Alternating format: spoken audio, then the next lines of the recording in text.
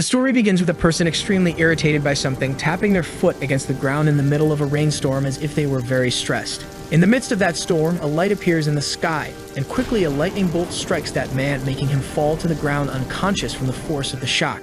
Before that happened, on the same day, a young man named Dambyuk is seen sitting in a chair, immersed in his thoughts, paying attention to nothing. 3 people are in front of him, analyzing the boy and interviewing him for a job, and one of the suited men asks how the young man would purify water. Dambyuk, in a friendly manner and with a smile on his face, states that he would use a special government purification machine since it was the fastest and easiest way. Even so, the others conducting the interview seem uninterested, as if they were doing it out of obligation, so one of them moves on to the next question. The suited man finally asks the last question, inquiring why the boy wanted to join that company and if he had any valuable reason. He was about to speak, but before he could, the man interrupts, saying he had reviewed the boy's resume and it seemed like he had no talent or recommendations. Rudely, this man asks if Dambyuk didn't find it embarrassing, given that the company was high level, which leaves the boy shocked and silent. Our protagonist is incredulous at that attitude, suddenly not understanding what the interviewer meant, refusing to believe in that prejudice. The man in the suit with black hair says that if the young man had no talent, he shouldn't be applying to such a large corporation, and that it was shameful. Dambyuk says they shouldn't have put up a poster if they didn't accept just anyone, and the man replies that they only did it because of the anti-discrimination action against people without talents. The young man begins clenching his fists and gripping his clothes tightly, stating that he was hearing this damn conversation about talent again. Yu explains that after the existence of dungeons was revealed, people awaken hidden abilities completely different from anything that existed in that world. Everyone nicknamed these abilities as talents, and because of this, civilization developed quickly and prospered more than in any other year. Some say that the awakening of talent was a blessing for humanity, and our protagonist also believed this until he discovered that he had no talent. We return to the moment when the interviewers were humiliating the boy, stating that people like him were useless, and that he should have a bit of awareness. Dambyuk defiantly comments that they were saying something discriminatory against people without talent and questions if the businessman knew that. The man who was offending you earlier becomes a bit apprehensive and mockingly asks what the boy was talking about. Our protagonist retorts, stating that an interviewer shouldn't speak that way, and the suited men start getting irritated, commenting that they were tired of people like you. They claim that people without talent only hindered the world, and then they begin to insult the boy, saying that he was very rude. Unable to bear hearing that any longer and taking an even more imposing stance, Yu says that demanding proper treatment is not being rude. And with all the anger that was stored in his heart, he orders all 3 of them to apologize to him because what they said was wrong. Arrogantly, one of the interviewers who had previously offended him states that Yu should be the one to apologize since he was the one who wasted their time. Then Dambyuk begins to stand up and assumes that the 3 would not actually apologize, but the men continue to mock the boy. Finally, surprising everyone, Dambyuk pulls out a recorder from his pocket, stating that their entire conversation was recorded on a mini recorder he had. He then adds that the 3 of them definitely said discriminatory things against people without talent and even admitted to posting a false ad. One of the men with glasses tries to fix the situation, saying he was just trying to break the ice and it was a mere joke, but it's not enough to convince you. Dambyuk turns, ready to leave and take action, but the people who were previously insulting him start begging for his forgiveness. However, to the men's disappointment, the boy says that the things they said earlier will be sent to the Human Rights Committee. Upon hearing this, the 3 who were acting arrogantly are completely devastated, knowing their careers were ruined. Already outside the building after a while, the young man is completely irritated, thinking that he might not have talent, but at least he knew how to handle himself well. Looking at a notification on his phone, he realizes that his report had finally reached the Human Rights Committee, so soon enough the men will be punished. While adjusting his tie, Dambyuk thinks that talent is not a blessing for humanity as everyone says. However, before he could finish his thought as he was walking distractedly, the young man steps on gum, staining his shoe and becoming even more irritated. The young man starts complaining that whoever threw that gum on the ground was someone extremely irresponsible and ill-mannered. And before he knows it, a sudden spray of water hits his face, soaking all of his clothes and body, leaving our protagonist drenched before he could even react. One of the gardeners who was trimming the flowers in front of the building apologizes for having done that to the boy and explains that he forgot to turn off the hose. Even after hearing this, the boy remains in shock, thinking that the day was completely terrible and absolutely everything had gone wrong. Later in the afternoon after that interview, the young man finally heads home exhausted after so many bad things happened. He opens his house door and then enters while looking at his window, which is slightly below ground level. He gets irritated as he realizes that once again some drunkards had peed on his window, thinking it was a wall, and now it was dripping down his residence. He starts cleaning up the mess, and the boy takes the opportunity to call his mother, and after the woman answers, he asks if she had already had lunch. After finishing the cleaning, he asks the woman if the hospital food was good, but the woman was worried because the boy was going through so much trouble because of her. Dambiak's mother was about to say that if his uncle paid the debt, but before she could finish the sentence, Yu gets irritated, stating that she shouldn't talk about that man. Then the woman says that the man is still Yu's uncle, and she tells the boy not to speak like that, but he retorts, saying the guy was just a deadbeat who left him in debt. Realizing that he might have done something wrong, the young man says he wasn't angry and apologizes for yelling at his mother as he had just had a bad day. After that, he lies to the woman, saying that she could rest assured because her son had high standards, was doing very well in society, and would pay the hospital bills. Still troubled by all of this, but not wanting to pass this energy on to his mother, the young man says he would call her later. To try to relieve himself from such a stressful day, the man leaves his house and climbs the stairs up to the street, going to a specific spot where he usually hangs out. There, he begins to take out a cigarette and puts it in his mouth, saying that this couldn't be his only daily pleasure, but it was all he had for now. However, to his dismay, a sudden storm begins to pour, soaking the man's lighter and preventing him from lighting his cigarette and smoking.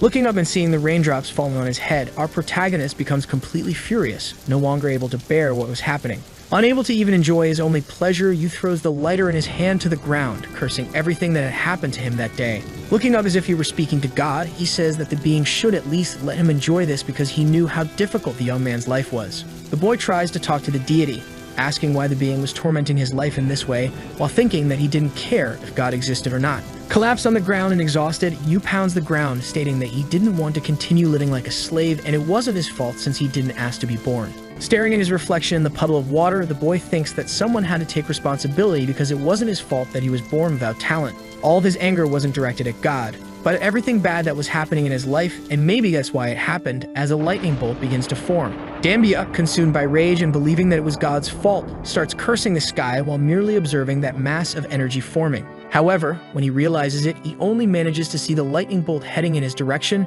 hitting him directly before his brain could process the whole situation. Collapsing on the ground after being struck by the energy, he couldn't believe he was dying without enjoying life, and that it was ending in such a terrible way. A final thought comes to his mind as the young man lies in the puddles of water, and he asks himself what would happen to his mother if he were to die. After some time passes, Dambiak begins to open his eyes, seeing a beautiful sky above him and the sun starting to rise on a new day. However, with everything that happened, the young man is still somewhat groggy, unable to believe that he was alive after taking that lightning strike. Even so, something strange happens, and when he looks ahead, he notices a holographic screen talking about something related to employment. Seeing that strange technology, he doesn't understand what is happening, and finally, the system informs him that the gods are waiting for the young man. Back at his house after everything that happened, our protagonist changes his clothes and then sits on the floor, questioning himself if God exists. The young man thinks that he was struck by lightning after cursing God, yet he never thought anything bad or good about this being. Yu then says that normally, if you get struck by lightning, you either die or end up in critical condition, but his body had no injuries and that was strange. However, something had changed and now a bizarre message was appearing above him like a holographic screen, similar to those that appear in games.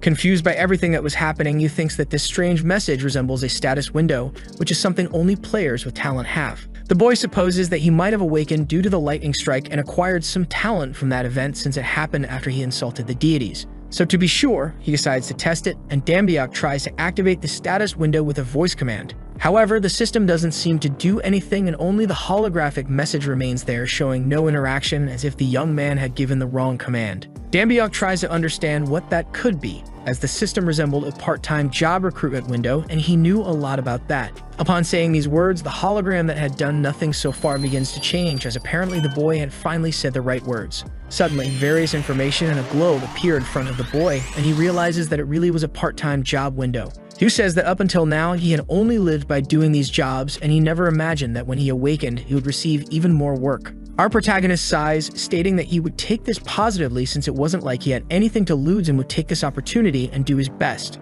The young man then starts to analyze that system window and sees that he had been recruited for a part-time job by the gods. He then tries to accept one of the jobs, but the system rejects it, stating that the boy didn't have enough divinity. Dambiak then questions what that meant, and the screen explains that divinity is a term for strength, and this term is used by the gods as a way to measure power. He gets irritated, thinking that he had no talent, so why would he have something like divinity? And this was something totally beyond his reach. But the boy begins to think more deeply, commenting that it seems like nothing bad will happen, and perhaps this could be his chance to change his life. Yu, knowing that he had nothing to lose, accepts and decides to try doing something since this might be his only opportunity. The boy begins to analyze that the recruitment for the gods' part-time jobs seems to be structured around part-time jobs across the world. He then starts to search through those jobs to find one that doesn't require divinity, and finally he finds one called dungeon creation in Midgard. Dambiak begins to analyze various information about that job and realizes that the one seeking workers was Thor. He thinks that this is a job to build a dungeon, those labyrinths that appeared along with the awakening of talents and contain various monsters and challenges inside.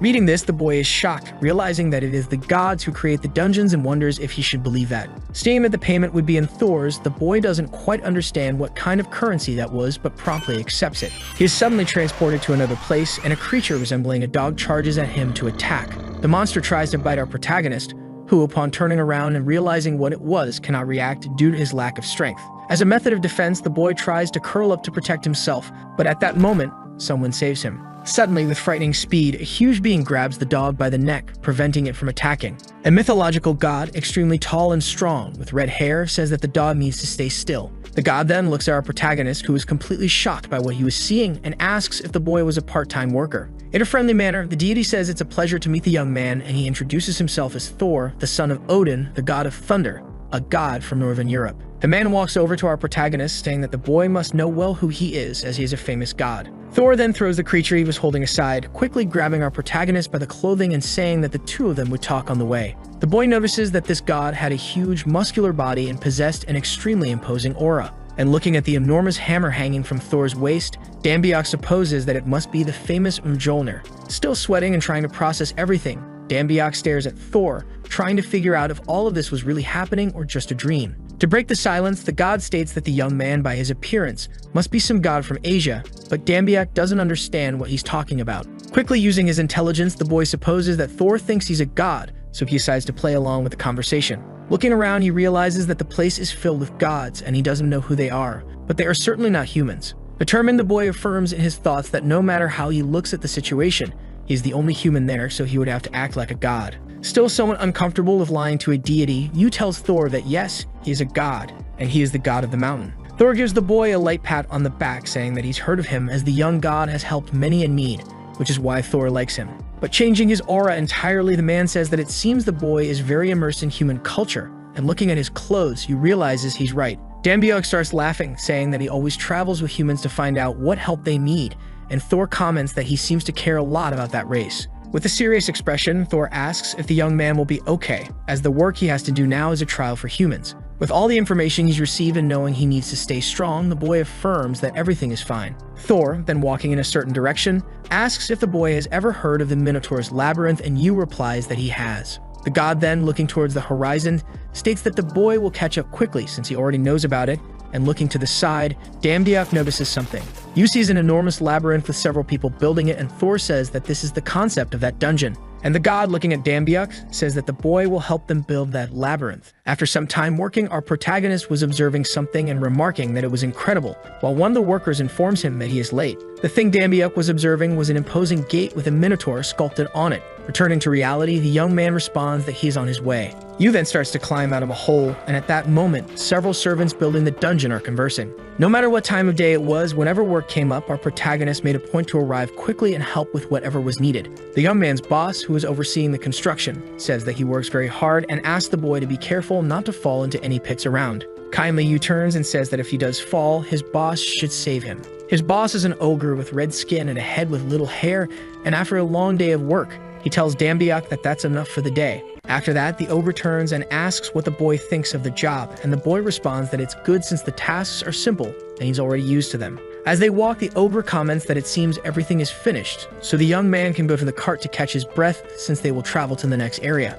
Already at night and during the journey, the creature asks if all the gods of Asia are as energetic as Yu, but he says that it all depends on each one's personality. The ogre comments that because of the boy's good work, some people have been praising him for being hardworking, and Yu responds that all of this is just an exaggeration. But in his mind, he wasn't being humble at all. Instead, he was thinking that these were his 200% social skills, and he was very good at it. Our protagonist begins to think that talent isn't everything, and if he continues building his connections with the gods of that world, he will surely gain advantages. Finally, when the cart ride ends and they reach deeper into the dungeon, the ogre tells the boy that they will have to leave the cart and walk from that point onward. Looking at the animal pulling the cart, the boss tells Yu that if they use that useless creature, they'll end up falling into every trap that's been set, While working and carrying a box, the young man almost steps into a trap for a moment, and the ogre quickly warns him to be careful where he steps. The creature points to a drawing on the ground and explains that it's a trap rune and Dambiak should be cautious. The ogre then begins pointing out several traps nearby, and Yu remarks that things could have gone really wrong if he hadn't known about them.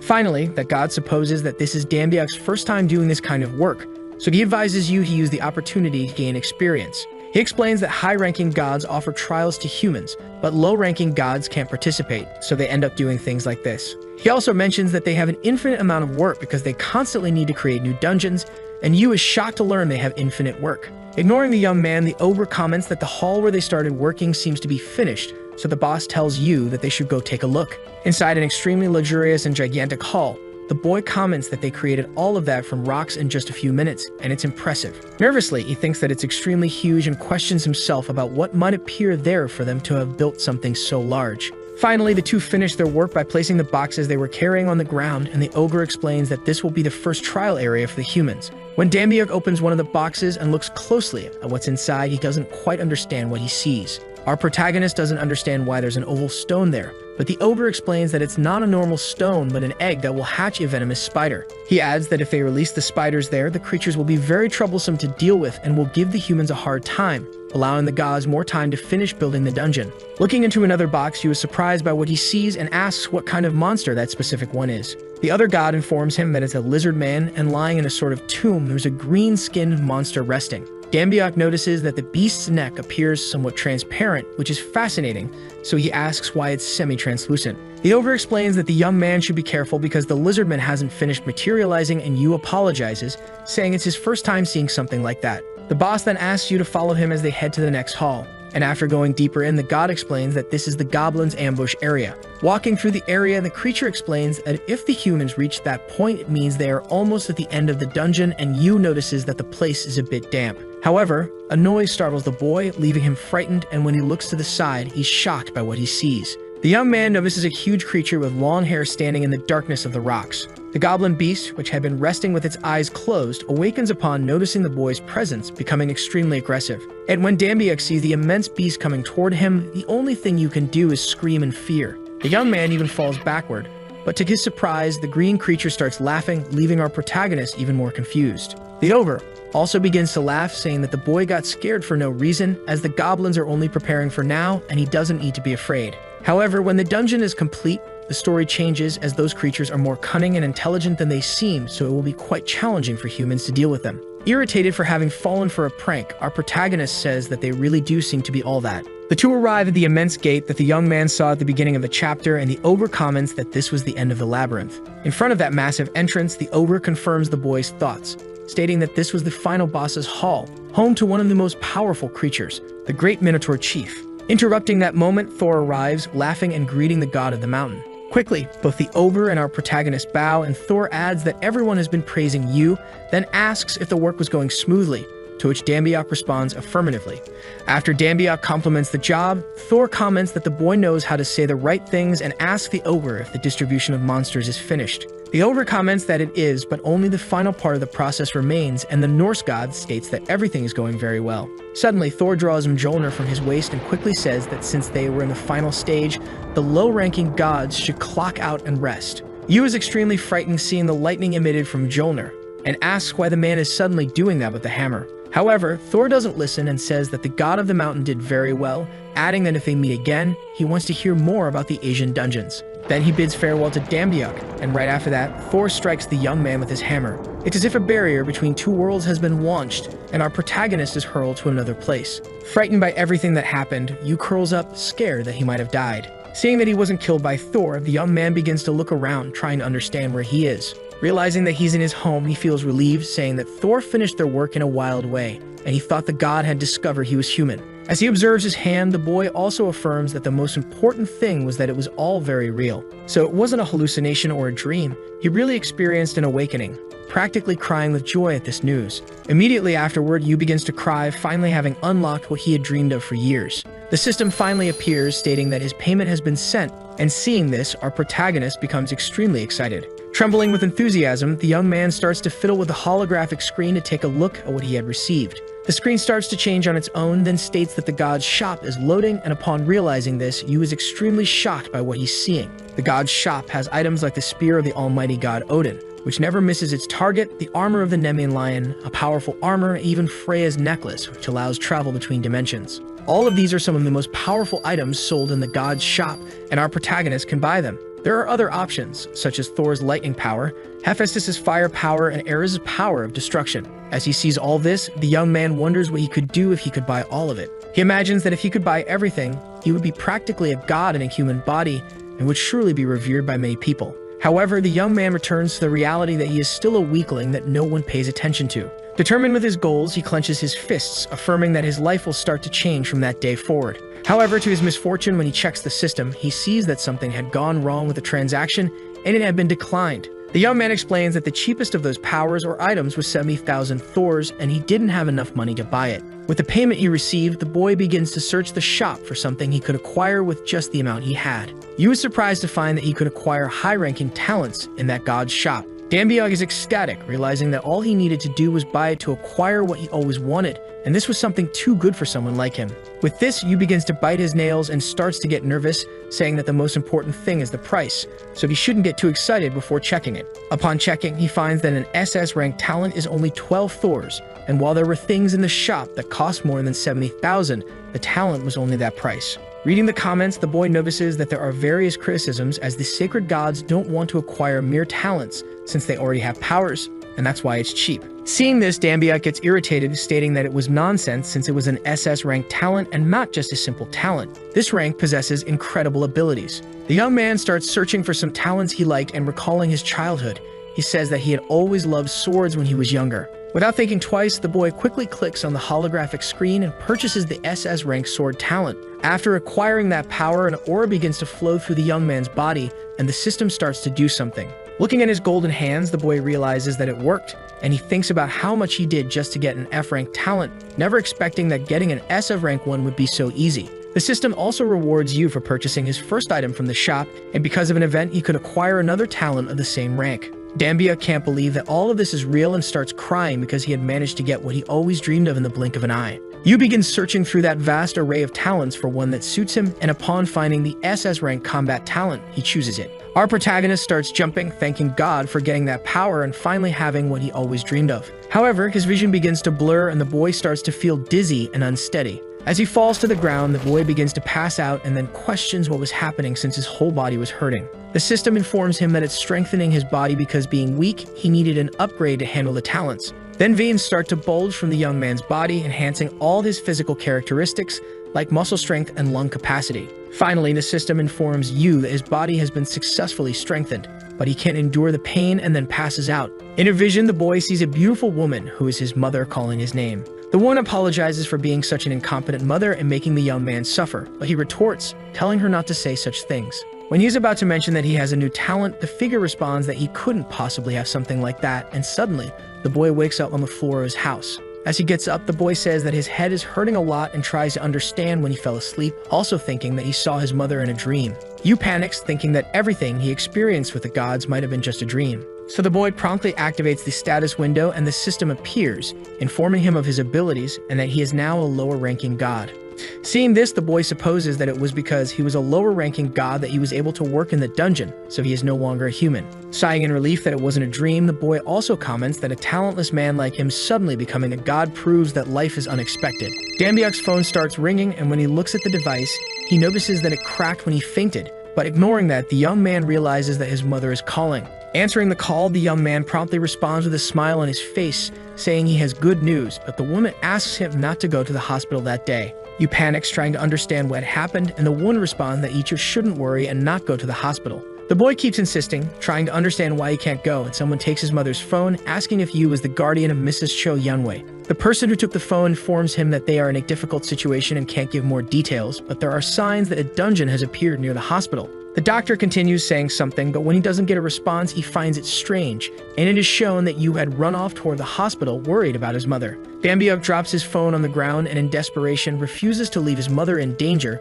quickly starting to run toward the hospital. Crying knowing that she's all he has, the boy begins to sweat and gasp for breath. Near the hospital where the dungeon is emerging, a strong storm is in the sky and a helicopter is hovering over the area. Almost the entire region has already been secured, with various military personnel walking through the streets trying to understand the situation. Even a TV station was conducting an interview, and the reporter mentioned that they had just arrived, and as the viewers could see, there were signs of a dungeon. With a megaphone, a soldier starts shouting that the area is restricted, so he kindly asks all civilians to evacuate the area. A rideshare car arrives at high speed near the site, and from there our protagonist disembarks, desperate, fearing that something might happen. Many people are gathered near the location since it's a rare event that many want to witness, but the soldier continues, urging them to leave. Yu, seeing the whole situation, doesn't understand what is happening. The young man questions what all of this is about, but suddenly the system informs him that the combat focus ability has been activated. As if he were using binoculars, the boy can perfectly hear and clearly see the soldier who is speaking. He realizes that the man is shouting for everyone to leave since it's a restricted area, and Yu wonders why he can suddenly see and hear the man so clearly. Our protagonist also begins to overhear a conversation between soldiers even farther away, talking about how the government is gathering all the available hunters. One of the soldiers asks his superior if he thinks one of the 8-star hunters will come by, and the man replies that he heard they would since that dungeon seems dangerous. Around Yu, for some reason, the young man could hear all the conversations and interactions people were having. With so much information flooding his head, the boy becomes desperate, assuming that he can hear everything because of the talents he acquired. But shaking off his thoughts, the young man affirms that it's not the time to be thinking. He needs to reach the hospital quickly. Pushing through and entering the crowd, our protagonist asks the soldier for permission, stating that his family is nearby and he needs to get in. However, the man refuses since there were signs that a labyrinth was forming in that dungeon, so they couldn't let the young man enter. Upon hearing the word labyrinth, something clicks in our protagonist's mind, as if a hypothesis he refuses to believe starts forming. The storm that was previously only in the sky emits a huge flash, and then hearing a loud boom, the soldier and Yu realize what it is. Yu and the entire crowd around him witness a massive lightning strike hitting the ground. Debris flies toward the civilians standing there as our protagonist tries to shield himself with his hands. After all the noise and chaos dissipates, Yu is lying on the ground after everything that happened. Trying to get up, the boy wonders what just occurred as he looks around and sees the destruction left by that lightning strike. The young man notices that at the exact spot where the lightning hit, a portal has appeared, and he confirms his theory. A sort of wormhole with various magical runes appeared, causing everything nearby to levitate as if it were sucking whatever it could. Looking into the portal, the young man sees what he didn't want to see. He realizes that it's the dungeon he built with Thor. In a flashback, we see our protagonist observing the construction of the dungeon with the other gods doing that work.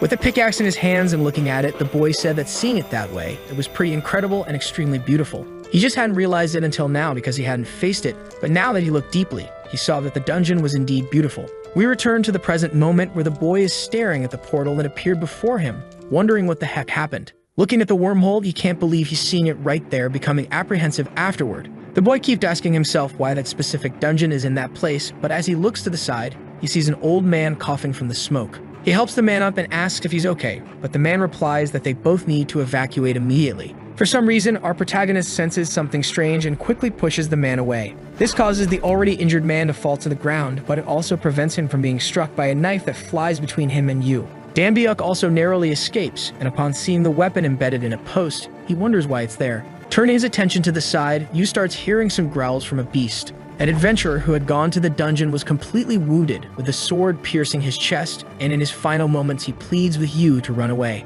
When the lifeless body of the adventurer falls to the ground, behind him a lizard creature that Dambyuk had seen before is revealed. The beast, with his blood-stained sword and enormous claws, steps on the body of the human lying before it. Yu, still on the ground, shouts to everyone that there are lizard men attacking the area, and suddenly, several of those beasts appear to attack the citizens. The military commander warns everyone that lizard men have appeared at the front line, and he orders his platoon to open fire on the monsters. A massive barrage of bullets is unleashed toward the monsters. Some are hit by the projectiles, but others manage to evade. Amidst the crossfire, Dambyuk takes cover behind a car to avoid getting hit and tries to warn the soldiers that there are civilians in the area, but no one hears him.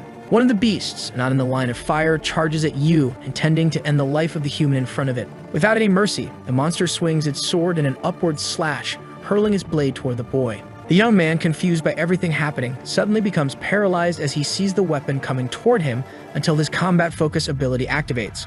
A blue energy begins to flow through the boy's body as he lies on the ground, and he can see the weapon coming toward him in slow motion. Yu feels as if time itself has slowed down, allowing him to perfectly observe the movements of the lizard beast. For some reason, our protagonist manages to stop the blade coming his way by grabbing it by the non-lethal part. With the sword in his hand, the young man immediately drops it, panicked, not understanding how he just caught a moving blade. He then shifts his attention back to the lizard, which is trying to attack the injured old man lying next to him. Yu tries to warn the old man, but the man is too hurt to react, and the lizard moves in to finish him off, with the soldiers unable to respond in time. Desperate to save the human, Dambiuk immediately lunges, grabbing the lizard by the waist and slamming it to the ground. The military commander, who had not yet noticed the presence of civilians upon seeing Yu and the injured old man, immediately orders all soldiers to cease fire.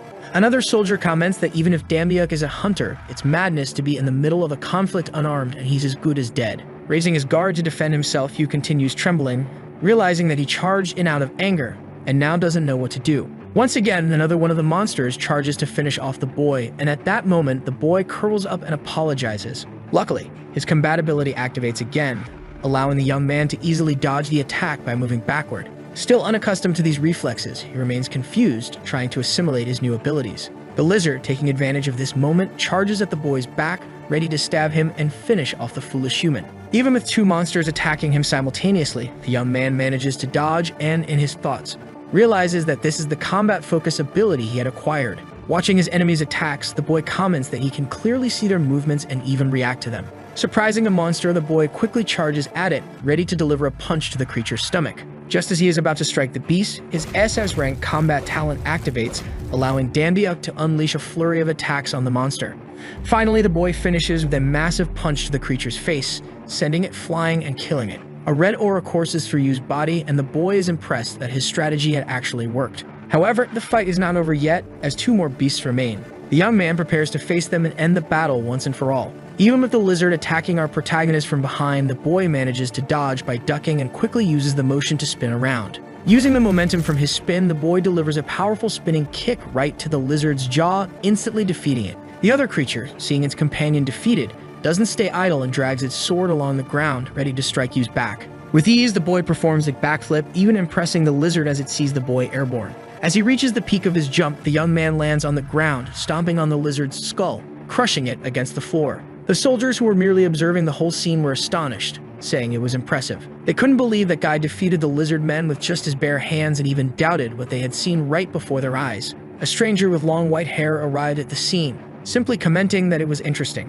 The man, who appeared a bit older and had several scars, asked Yu which guild he belonged to. This old man was accompanied by several people who were finishing off the lizards, and he remarked that our protagonist was quite skilled, especially for someone so young. The elderly man introduced himself as Namung Doak, the master of the Sangun Guild, a person who had fought in many battles. Shaking Dambiuk's hand, he stated that no one from a guild would have come alone and asked if the boy was an unaffiliated hunter, to which the young man, attempting to lie, agreed. Namban explained that he and his guild were there to clear the dungeon and asked if the boy wanted to join them, but Yu remained somewhat confused. Looking at the portal, the young man declared that he was no longer an ordinary person, and after everything he had done, he felt motivated to go there. The boy, glancing at the hospital where his mother was, thought that monsters would continue to emerge from the dungeon, and if they couldn't stop them there, something bad could happen. Determined, Yu clenched his fists, stating that it would be easy, there wouldn't be any problems, and he would do everything to protect his beloved mother. Driven by his desires, the young man agreed with Namgun. The group of adventurers began to walk through the dark and damp cave, carefully moving through every part.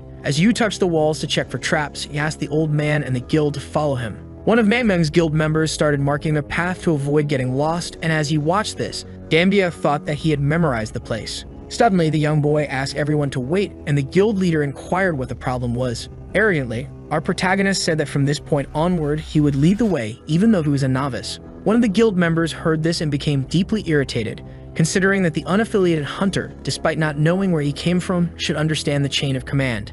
Dambiev then explained that from that point onward, there were pits and traps, which was why he wanted to lead to prevent them from getting hurt. Mambang thanked the boy for his concern but insisted that their advanced team should have already cleared the path. However, Yu disagreed and to prove his point picked up a stone to conduct an experiment. The young man quickly threw the rock into a dark area. When it landed, it triggered a trap rune and several spears shot up from the ground, shattering the poor rock into pieces. Everyone, including the guild leader, was astonished by this, and Dambiak asserted that he was sure their advanced team hadn't passed that way. Approaching the activated rune, he explained that the trap was triggered by pressure, and the spears were made of a special alloy that could pierce any armor.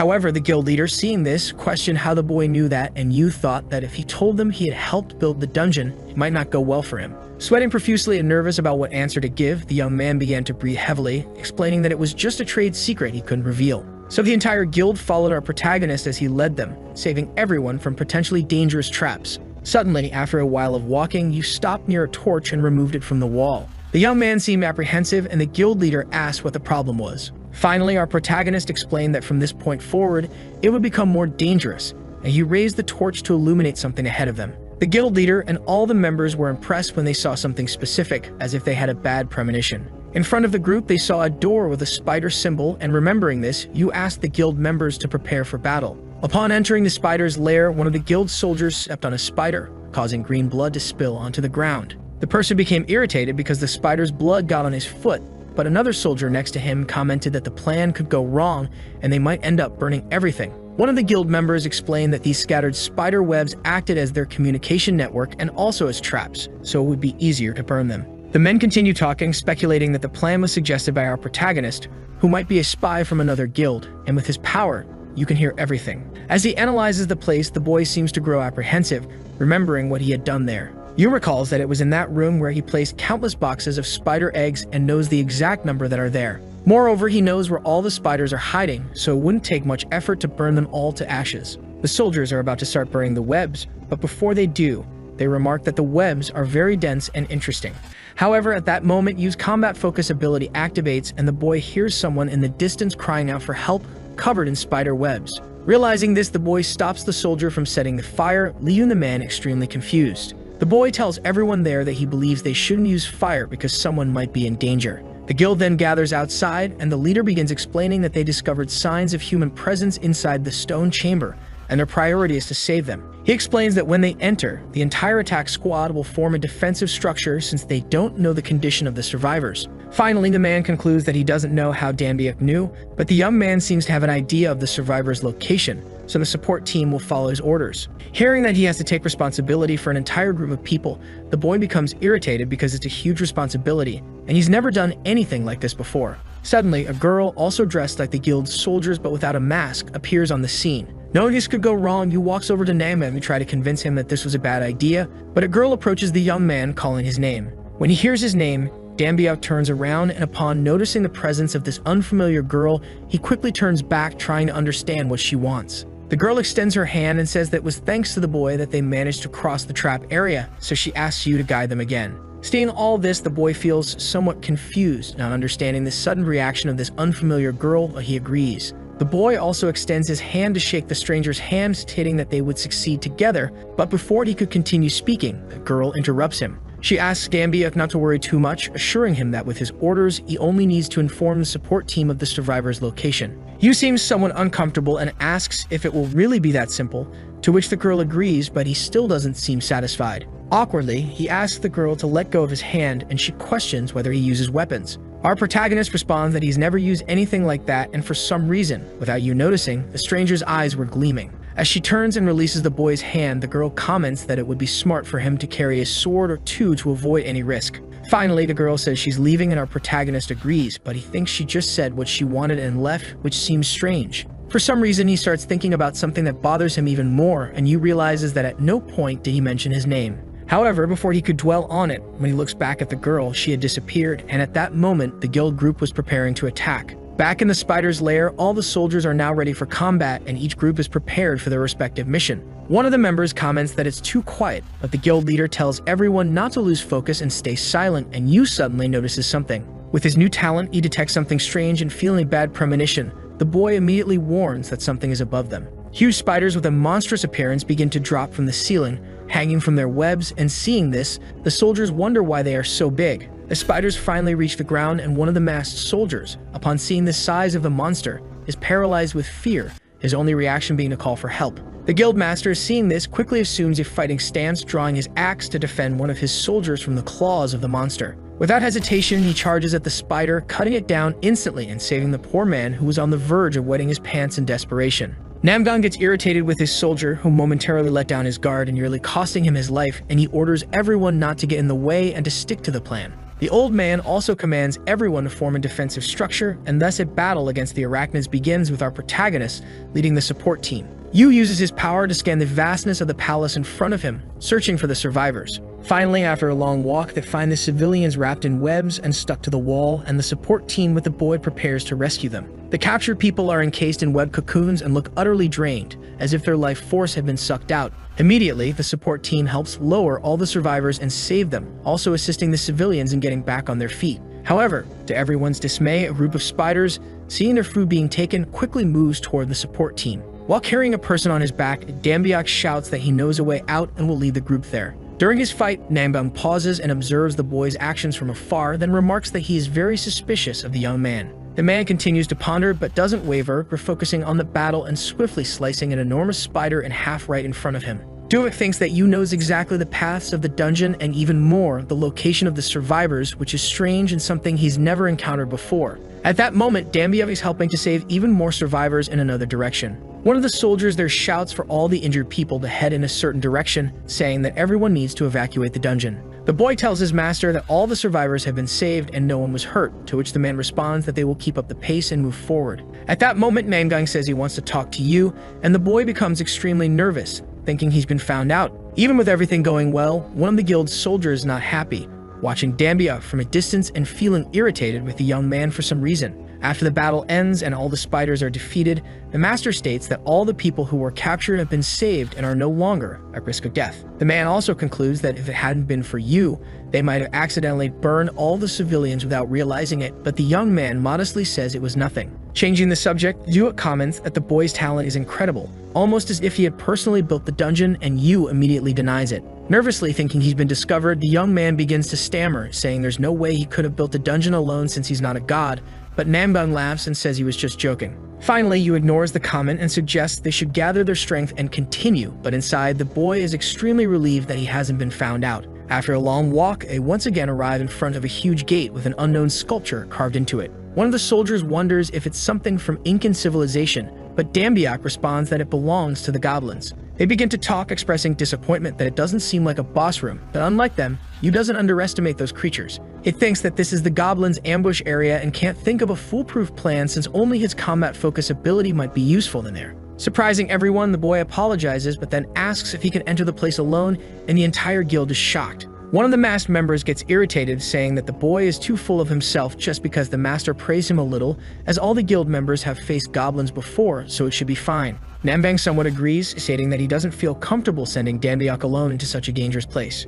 Yu then argues that they have no choice, so everyone should follow his orders when they enter, and the guild leader agrees as the boy seems to have a plan. The nosy one, who has been irritated with Yu from the beginning, thinks he wanted to use this chance to show off to the master, but because of that random hunter, he couldn't shine. He and his friends seem to be plotting something extremely malicious against Dambiak, but at that exact moment, their master announces that they are entering the place. They all pass through the door, and upon arriving in the room, they notice it appears to be a beautiful and rustic hall. The guild members start looking around but realize that there seems to be nothing and no one there. Dambiak asks everyone to be quiet because he feels something inside, and the boy constantly has an extremely bad premonition. The two who had been trying to catch the master's attention start mocking the boy, saying there doesn't seem to be anything there and that the young man is just scared. Suddenly, all the torches that were previously lit begin to go out, plunging the entire area into darkness, and the soldiers decide to turn on their lights. Yu immediately says they shouldn't do that, but the guy who was already angry with him retorts that they won't be able to see or fight without the lanterns. Finally, the man switches on his light and claims that if Yu is so scared, he can just stay behind everyone.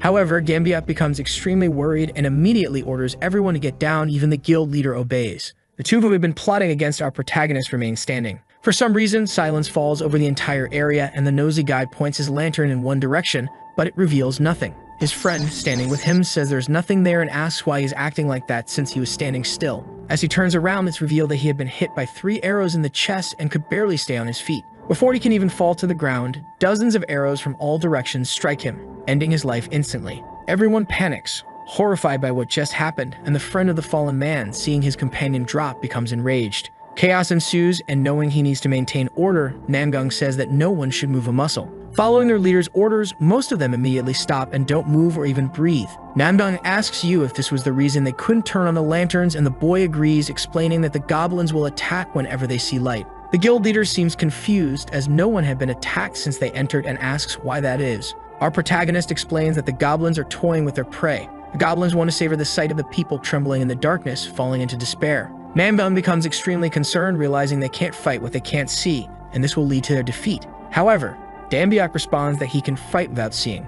Duak is skeptical, questioning how that's possible, and Dambiak, with his eyes glowing blue, says he'll take care of the situation. Amidst all the people who are standing still and immobile, the boy stands up and begins making a loud noise. As he walks, he says he knows everyone else is nervous because they can't do anything, but he's going to do what's necessary to save them. Finally, the boy asserts that everything will be okay, and no one should move or make any noise until he's done. The boy then begins to breathe deeply, stating that he needs to focus and recall that sensation from when he defeated the lizard men. Yu activates his combat focus ability and is able to see the location of all the goblin beasts inside the room. He quickly starts to take action, and the people who are standing still can only hear some screams echoing through the palace. After a short time, the boy announces that everyone can turn on their lights, and when they do, they see several goblin bodies on the ground and our protagonist finishing off the last one. As the goblins stop struggling, everyone who witnesses the scene is astonished, unable to understand what the boy's talent is or what kind of trick he's using. The guy, who was already irritated and even saw his friend die, doesn't let go of his hatred, claiming that if he had a little more time, he could have handled it. Manhwa is extremely pleased, commenting that the young man is truly incredible, as he has been a hunter all his life and has never seen anyone fight like Dambiak. Even the young man himself thinks that he didn't know he could fight like that and tells the guild leader that he just got lucky and they should continue. Finally, they all arrive at the room holding a deadly beast, and our protagonist confirms what everyone wanted to hear, that this is the end of the labyrinth and the final boss room. Inside, they can see an extremely furious minotaur with reddish skin and enormous horns, ready to defend its domain. Everyone in the group observes the imposing gate and, without wasting time, opens it. As they enter the room, the guildmaster says he can't see anything and questions whether the supposedly strong minotaur commander is hiding somewhere. Extremely apprehensive, our protagonist comments that no, on the contrary, the monster is right in front of them. After the door slowly closes, all the torches around the room start to light up, revealing something surprising. In front of them, there is a staircase, and at the top, a throne where the mighty minotaur sits. The horned beast has an extremely furious expression, and Dambiak states that this is the master of the dungeon. Manhwa stares at the beast for a while and, despite his nerves, says that the creature is emanating a great pressure, which was to be expected. The man tells you that he can see from there that the monster won't initiate an attack, so they have time to strategize and understand the characteristics of the place. Suddenly, the system appears, informing that the Minotaur's human sacrifice has begun, and that our protagonist must choose 5 candidates for the sacrifice. Reading this, the boy becomes confused and doesn't fully understand what it means. Looking at Namgang and listening to the old man strategizing for the team without noticing the system, Yu supposes that the screen is only visible to him. Dambiak starts making several assumptions, but the most logical one is that it might be a hint for a safe passage, so sharing that information would be essential. He quickly approaches the guild group and says he wants to propose something, but the leader asks if you could talk about it later. Even so, the boy insists, saying it might be information related to solving the dungeon, and the old man asks if he's sure. The two go off to a corner to discuss a specific plan, but someone watching them is not pleased. The same white-haired man who was angry at Dambiak is there, hating the boy and thinking that he's once again trying to steal the credit. Determined to do something about it, he thinks he can't just stand by and watch you do the same thing, so he starts sneaking away. After walking a bit closer to the boss, the nosy man hides behind a pillar. He believes that strategies are for losers and is certain he can defeat the bull with ease. Drawing a crossbow, the man aims it at the monster, declaring that he'll show the power of his F-ranked accuracy talent to that minotaur and only needs to hit it once. Even so, the man needs to get a bit closer to ensure a hit. As he steps forward, he unknowingly crosses a barrier. Realizing what has happened, Dambiak becomes extremely worried, immediately turning to look in the direction of the minotaur. He tries to stop the man from proceeding, but the nosy man ignores him and becomes even angrier with our protagonist. The man accuses Yu of wanting to take all the credit for himself, saying that if the boss is just standing there, he'll be defeated. Finally, breaking the strategy they were working on, the man crosses the barrier and an alert appears, warning that the rules have been broken and 5 people have been chosen. Something begins to happen, and the bodies of some people are covered in a blue aura, leaving everyone confused and questioning what it is. A bright light is emitted, momentarily blinding everyone, but when the nosy man opens his eyes, he realizes he's made a grave mistake. Namgang is shocked, and seeing that his companion is to blame, he becomes furious, telling the man that he's ruined everything. Even Dambiak is extremely astonished, stating that this isn't the time to debate right or wrong decisions because there's something to fear. In total, 5 people, including the leader and Yu, are transported to the center of the room, and before them, the Minotaur creature is ready to attack. The monster suddenly lets out a massive roar, leaving everyone deafened for a moment. Seeing what he had done, the nosy man falls back, trying to crawl away and escape the situation, but he ends up bumping into a purple wall. Realizing he can't escape by crawling, the man quickly stands up and tries to break through the barrier, desperately wanting to get out, but to no avail. The Minotaur seizes the opportunity to finish off one of its enemies, charging at him. However, the nosy man's leader notices and saves his subordinate just in time. Manbang quickly becomes desperate, drawing his 2 axes and ordering everyone to form up and not panic. He also comments that they all need to stick to the strategy, which is for everyone to stay organized while he battles the Minotaur. Then the man charges forward. The bull tries to attack Namdang with its axe, but the old man is highly agile and manages to dodge the strike. The beast raises its weapon once again to deliver an even more powerful blow, but when it strikes, it realizes it has only hit the ground. The old man is now in the air. Namdang seizes this opportunity to strike the monster directly, causing a massive crash that echoes throughout the area. The guild members within the barrier, hearing the crash, begin to celebrate, thinking they've already won.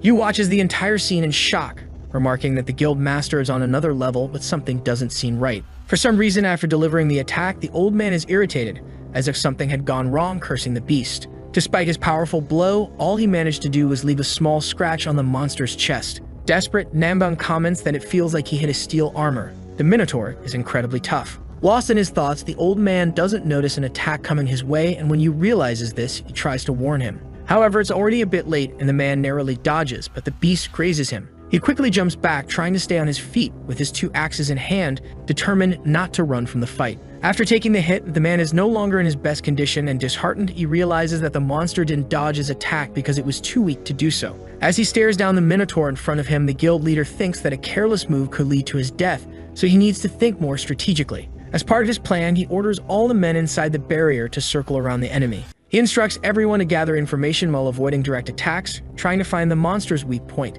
Watching the scene, Yu thinks the guild leader is truly experienced as he's giving clear and decisive orders even in this situation. Looking at the Minotaur, the boy notices that the beast is emitting a terrifying aura. He then realizes that the monster isn't moving toward its prey as if the distance doesn't matter, which suggests something strange is happening. When he looks closer, he sees that the beast has raised its hand, holding its axe, and has started emitting lightning. Observing the creature carefully, Yu recognizes that it's the same power Thor used on the day they met. Namdang also notices that the creature is preparing something, so he orders all of his subordinates to charge at the bull. Even with everyone attacking it, the monster remains standing, charging a powerful attack with lightning in its hand. Our protagonist remains still, trying to warn them that it's dangerous, but the guild leader is blinded by the thought that they finally cornered the beast. What actually happened, though, is that he made the worst decision of his life. He realizes the monster's attack is ready, and it's too late to avoid it. He's likely going to die there. But like a true hero, Yu doesn't give up. He quickly jumps and kicks the Minotaur's face, trying to save his comrade. However, even with that strike, the beast seems barely affected, merely turning its head and becoming even more enraged. The Minotaur continues its attack, and this time no one can escape as lightning floods the area, creating a massive flash. An energy sphere hits the ground and explodes, sending everyone in the room flying. Someone outside the barrier, observing the battle, comments that they can't believe what they're seeing. One of the guild members remarks that the captain has fallen, and after the Minotaur slammed its axe into the ground, it's possible Namdang is finished. Everyone tries to find a way to get the people out of there, but the barrier has no openings. On the ground, still trying to pull himself together, Yu thinks that the crazy bull didn't even get a scratch after his greatest effort. Resigned to his fate, he thinks that after living such a miserable life, he hoped to find some peace after gaining a talent, but now it's all going to end in a foolish death. As if a light shines on his face, the boy notices something in front of him, and when he looks closer, he sees something that could save him. Smiling as if he's grasping a glimmer of hope, Ambia thinks that there's one thing he hasn't tried yet, and it might work. Grabbing a sword in front of him and standing up, the boy declares that dying there would definitely ruin his chance for a peaceful rest. Amidst the smoke from its attack, the Minotaur watches as a weakened human rises again. A golden aura begins to envelop Dambiak's body, and he declares that he hasn't endured everything he's been through just to die there. Standing tall, the boy swings his sword through the air, showing that the golden aura is now infusing the weapon. Seeing this, the Minotaur, for some reason, simply stares at the young man. With extreme determination, our protagonist declares that the Minotaur should prepare itself because he won't die without a fight, and then his SS rank sword talent activates. Our protagonist and the Minotaur beast stare each other down face to face. Namyeon, injured, mentions that his axe couldn't even wound the beast, so that sword won't be able to cut it either. The man thinks he wanted to tell Yu to run away, but the words wouldn't come out of his mouth. And seeing the Minotaur charging towards that poor boy, he blames himself for the situation. A quick slash is performed before anyone there could even see it. Everyone inside and outside the barrier is shocked by the scene they witness. After the slash, Dambiak appears behind the Minotaur, and something goes flying. That object flying through the air was the Minotaur's horn, which had been torn off. Yu, determined, thinks that at first it was a gamble, but he could feel it the moment he held the sword. He felt he could really defeat the Minotaur, and after losing his horn, the beast starts to bleed. The young man thinks that even though it was his first time holding a sword, it felt like it was a part of his body. And smiling at that weapon, Yu declares that it was his SS rank talent. The enraged monster, after losing its horn, turns around ready to attack the boy. The beast steps on the ground and immediately charges at its enemy. Damdiak, seeing the monster approaching, stands firm. The Minotaur then, after charging at the boy, tries to grab him with its hands. After the attack, the creature notices that its opponent is no longer there and has even been injured. Once again, Yu moves behind the Minotaur, striking with his sword. Mangang, seeing this, can't believe the young man delivered 6 consecutive slashes at that speed. And looking at Yu's fighting stance, he thinks that the boy had been a swordsman all along. But there was something he didn't want to admit, yet it was the reality. Yu continues to face the beast, but shows he is irritated by something. And seeing that his slashes were superficial, the boy gets frustrated. The Minotaur, not used to being confronted like this, goes insane upon realizing it had been challenged. Realizing the slashes had no effect, the snub-nosed one who caused all of this despairs. Namyoung, seeing his subordinate's reaction, comments that Yu's attacks are comparable to the best swordsmen in the East. However, there was a specific problem, and as he says this, he looks at the sword Yu was using. The boy thinks that his weapon was nearly worn out after just a few blows. Our protagonist states that, at this rate, he won't be able to use that weapon for long and must strike the beast's vital point at once. Determined and resolute, without a second thought, the young man charges at the beast. And the monster, seeing it was being attacked head-on, moves to counterattack its opponent. The Minotaur tries to punch the boy, but the boy quickly dodges. Taking advantage of the opening, Yu uses his body movement to kick the Minotaur's arm. However, to his dismay, he realizes the creature didn't even budge. The beast then, looking at its opponent, sees his sword coming toward it. Distracted by the weapon, it doesn't notice an attack coming from below that hits its chin squarely. Then our protagonist delivers a powerful kick to the monster's jaw. After realizing he succeeded, the boy quickly recovers his sword in midair, and right after he states that he had caught the beast while trying to attack it at that moment. However, being airborne, Yu realizes there's no time to react and the Minotaur counterattacks. The monster uses both hands to slam the ground in the direction where its enemy was. Yu narrowly escapes and upon landing, tries to keep his balance. Looking at his weapon, he realizes it was already completely worn out. Dambiak comments that his sword is already at its limit and that his martial arts won't work, so the next blow will be the last. Yu says that if he had at least an opening, everything could work out, and at that moment, the Minotaur begins to do something. Realizing what was happening, the boy breaks into a very happy smile and declares that there was the opening he wanted. Then once again, the monster starts to charge its lightning attack. Seeing this, Namgang is shocked and thinks that this is the technique the monster used before. At this moment, our protagonist does not retreat and stands firm, just waiting for the right moment. The guild leader refuses to believe that Yu would face that blow head-on. And at this point, the auras of the Minotaur and Dambiak collide, creating a powerful light. After getting up, Manbang thinks he must help the boy somehow, and he recalls the moment when you said he could fight without seeing. Thinking of something, he turns to the snub-nosed one who was in a fetal position and calls out to him. The man states that he had something cool in his robe, and that was the blonde boy's last chance to shine. Meanwhile, our protagonist was waiting for the right moment to strike, sword in hand. He stares at his opponent, thinking this would be his last chance, and he had to make it count. Because to end this, he only needed to hit the beast's vital point. The two opponents look at each other for a moment before moving to fight. The Minotaur prepares to launch the lightning attack, and in response, Dambiak leaps toward the beast. He manages to get past the lightning emissions and nearly reaches the side of the monster. The beast was about to launch the attack, so Yu gets close enough to strike it. The young man uses his body movement to try to hit the monster in front of him, and he succeeds, deeply wounding the creature's chest. However, none of that was enough, and at that exact moment, the boy's sword breaks. Stating that there was nowhere left to run because the monster was about to attack, Yu is stunned. Dropping what was left of his weapon on the ground, he thinks it was all over. Then the Minotaur finally completes its attack and moves to unleash it. However, suddenly, another sword comes into Damdiak's hand. Taking advantage of that unique opportunity, the young man declares it's over for the Minotaur. The snub-nosed one, who was previously angry with Damdiak, asks the rookie to get rid of the beast. So Yu uses his sword to pierce the monster's stomach. A crowd gathers outside the portal, just watching. Many people are there, including news stations reporting the events. And then one of the citizens notices some people were coming out of the dungeon. Yu is helping Nambang walk and tells the old man that they were almost at the exit. The young man, intrigued, asks how the boss knew he could catch a sword thrown from behind. Nambang states he didn't know and only remembered when the boy said he could fight without seeing, so he just assumed. Smiling, Yu thinks they survived thanks to the old man, but the man denies it. Along with all the other guild members, they state that the one who saved everyone was our protagonist. The guild leader gives the young man a light slap on the back and asks what he was doing. Then he says that people were waiting for him because the boy was the #1 contributor in that dungeon and should give his testimony. Seeing all this, Dambiak can't believe what is happening and asks if it was really true. Recalling his past, the boy states he was underestimated all his life for his lack of talent, but he was no longer like that. Smiling with hope without opening his eyes, the boy raises his hand to everyone. And the people there also raise their hands as a sign of respect to the boy. In the hospital in the city zone, some people are waiting for their turn to be seen. Inside, our protagonist is watching from afar as his mother sleeps, thinking that thank God she was okay. Looking to the side, the young man notices his interview for the news is on TV. In the interview, some questions were asked of him that the young man didn't know how to answer since it was his first time. Many journalists tried to ask what it was like inside, but the boy responded timidly. And finally, he stated to everyone that guilds and divisions didn't matter. He just fought with everything he had to protect the people he valued. But with that, more and more questions came up, and seeing that on TV, the young man turns it off, saying it was embarrassing. A notification comes to his smartphone, and looking at it, he sees it was a picture of him fighting monsters. Suddenly, the system materializes in front of him, stating he had gained fame and therefore received divinity.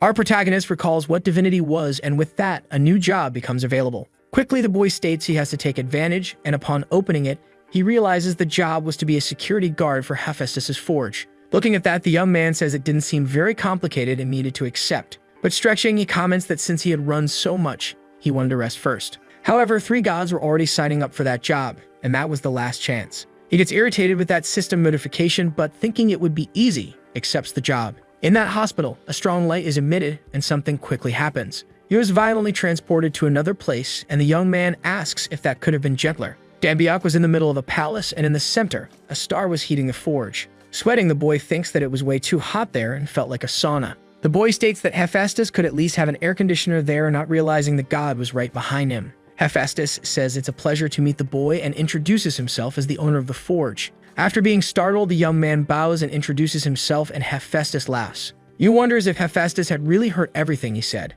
With his large body and smiling, the god states that our protagonist was exactly as the news described. Hephaestus says that the love of the mountain god for humans made him fight, even in Thor's dungeon. Laughing, the being mentions that's why Thor liked the boy, as he had courage, and Yu is relieved that Hephaestus didn't hear. But surprising the boy, Hephaestus reveals that he had heard everything, and Dambiak apologizes. As he turns, the man says that's enough with the introductions and will explain the tasks to the boy. Because only by seeing can one believe, so Hephaestus summons a trumpet in his hand. The deity mentions that the sound might be loud and prepares to blow. A huge boom echoes throughout the place, almost deafening Yu. And after that, some muscular and short people start running. Some dwarves bow before Hephaestus and introduce themselves. Hephaestus introduces the mountain god and says he will work with the dwarves, and the short ones reply that they are at Yu's service. Embarrassed, Dambiak comments that he wasn't used to working in a forge but would do his best. The god of the forge says he doesn't need to be humble since newbies can do well. Hephaestus says that you should not underestimate the dwarves because despite being small,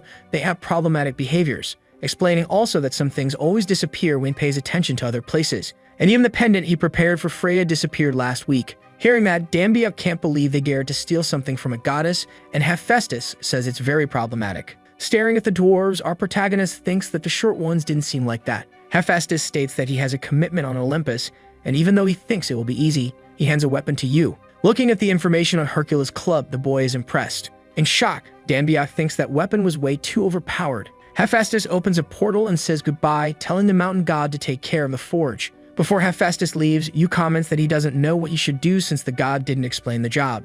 Smiling, the god says Dambiak shouldn't ask since it would be fine if the young man was stronger than the dwarves. Then Hephaestus finally says goodbye and disappears into the portal, and at that moment, Yu remains still. Nervously, the boy turns to the dwarves, saying the introductions are over and asking if they will be good boys. Seeing the dwarves' reaction, our protagonist assumes Hephaestus gave him that club because he knew this would happen. Laughing, the boy asks the dwarves to go easy on him because he just got a cool weapon. Then, after drawing his club, the young man states that the weapon could hurt them. Unexpectedly, all the dwarves draw machine guns and weapons and point them at Yu. The dwarf, who previously seemed kind now, had a commanding posture. With an expression of anger, he says goodbye to the boy and immediately fires a shot. It's possible to see Dambiak waking up slowly, seeing 2 people talking and arguing with each other. The 2 dwarves are discussing an item that looked like a necklace made by Hephaestus. Realizing what happened, the boy sees that those dwarves had stolen the necklace made for Freya. But before he can stop them, the boy notices he is tied to a stone pillar. The dwarves, seeing this, realize the boy woke up faster than expected, so he really was a god. Surprising the 2, the boy states they were very bold. And then he says that the god Hephaestus wouldn't let this mess happen and would punish the dwarves. The short ones seem uneasy, and the boy concludes that this was their last chance to end it. Then the two, who seem scared, start laughing at the whole speech as if they didn't care. One of the dwarves states they wouldn't be scared since they knew the risk from the start. Another dwarf arrives and says the two should collect the valuable goods since the tribe was about to leave. The short one with red hair says he'll just take one last shot at you, not realizing the young man was cutting the ropes. Before knocking Dambiak out for good, the two start mocking the boy, calling him weak. And when he's about to break the ropes, Yu states they will regret this. Again, the dwarves laugh at him, but at that moment, Dambiak becomes enraged and breaks the ropes. Pulling out his club, the boy says he had warned them, and seeing this, the dwarves become confused. Our protagonist comments that he had already said they would regret it, so the boy strikes the two short men. After giving them a good massage, Yu ties up the two dwarves. The man states he only used violence because he couldn't let it slide. Yu puts the knife he used back into his sleeve and says he would be at risk if he hadn't asked Nambung for it. He recalls the moment in the dungeon when the girl recommended he always carry a sword and says he will thank that young woman. Looking at the dwarf's hands, he notices that the young man was wearing the necklace meant for Freya. Meanwhile, in another place, the dwarves are collecting some metal bars to finish up. The bald man tells his boss that they have finally gathered all the minerals. And finally, he mentions that they also seized all the armor and weapons, and that the plan was almost complete. A bearded blonde man tells the subordinates to speed up the process because they should leave soon. The dwarf with a Viking look mentions that their boss, Red Fist, has something to say. Then Red Fist begins his speech saying that the dwarf tribe is endowed with the spirit of the Flaming Mountains. They have the best minerals and the bravest warriors in the world. Red Fist, irritated, adds that they work for reward and take great pride in what they do. As the dwarves continue to cry at that speech, the chief says they were not treated with respect, and that the owner of that place, Hephaestus, humiliated them. Today was the day of revenge. Finally, Red Fist raises his hand and says this was revenge against Hephaestus. While sneaking around, Dambiak thinks those bald guys were all together like a swarm of ants.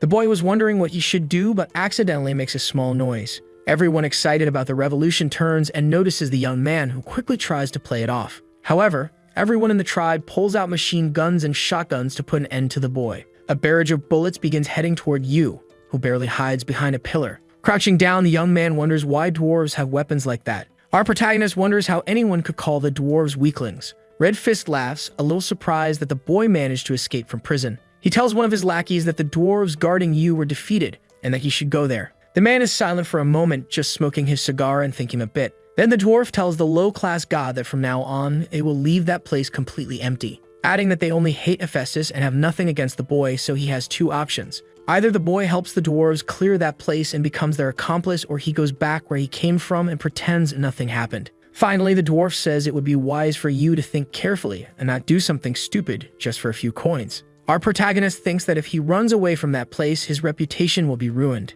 And the boy says he won't be able to do any part-time jobs and that he can't let that happen. In other words, if he lets this happen, he could even be killed by Hephaestus. So his only options were to fight those dwarves or be killed by the Forge God. Crying, Yu admits in his mind that he thought it would be an easy job, but he was wrong. The dwarf is surprised by something when he notices that the boy is surrendering. Dambiak was walking with his hands up, and at that moment, Red Fist says he made a good decision. Again, the dwarf calls the protagonist a low-class god, which makes the young man uncomfortable. Yu questions why they are going so far for fame, as Hephaestus could find out and not let it go. The boy continues praising the god, stating that he wouldn't let such blasphemy slide easily. Dambiak says they should fear divine punishment, but something interrupts him. A shot is fired that grazes the side of Yu's face. The bearded blonde man next to Red Fist orders him to shut up and say nothing more about it. Seeing that he almost met his end, Yu begins to tremble. Again, the blonde man points the gun at the boy, stating that he would kill him once and for all, but Red Fist asks him to wait. The dwarf chief gets irritated and questions if the boy really called Hephaestus the great master craftsman.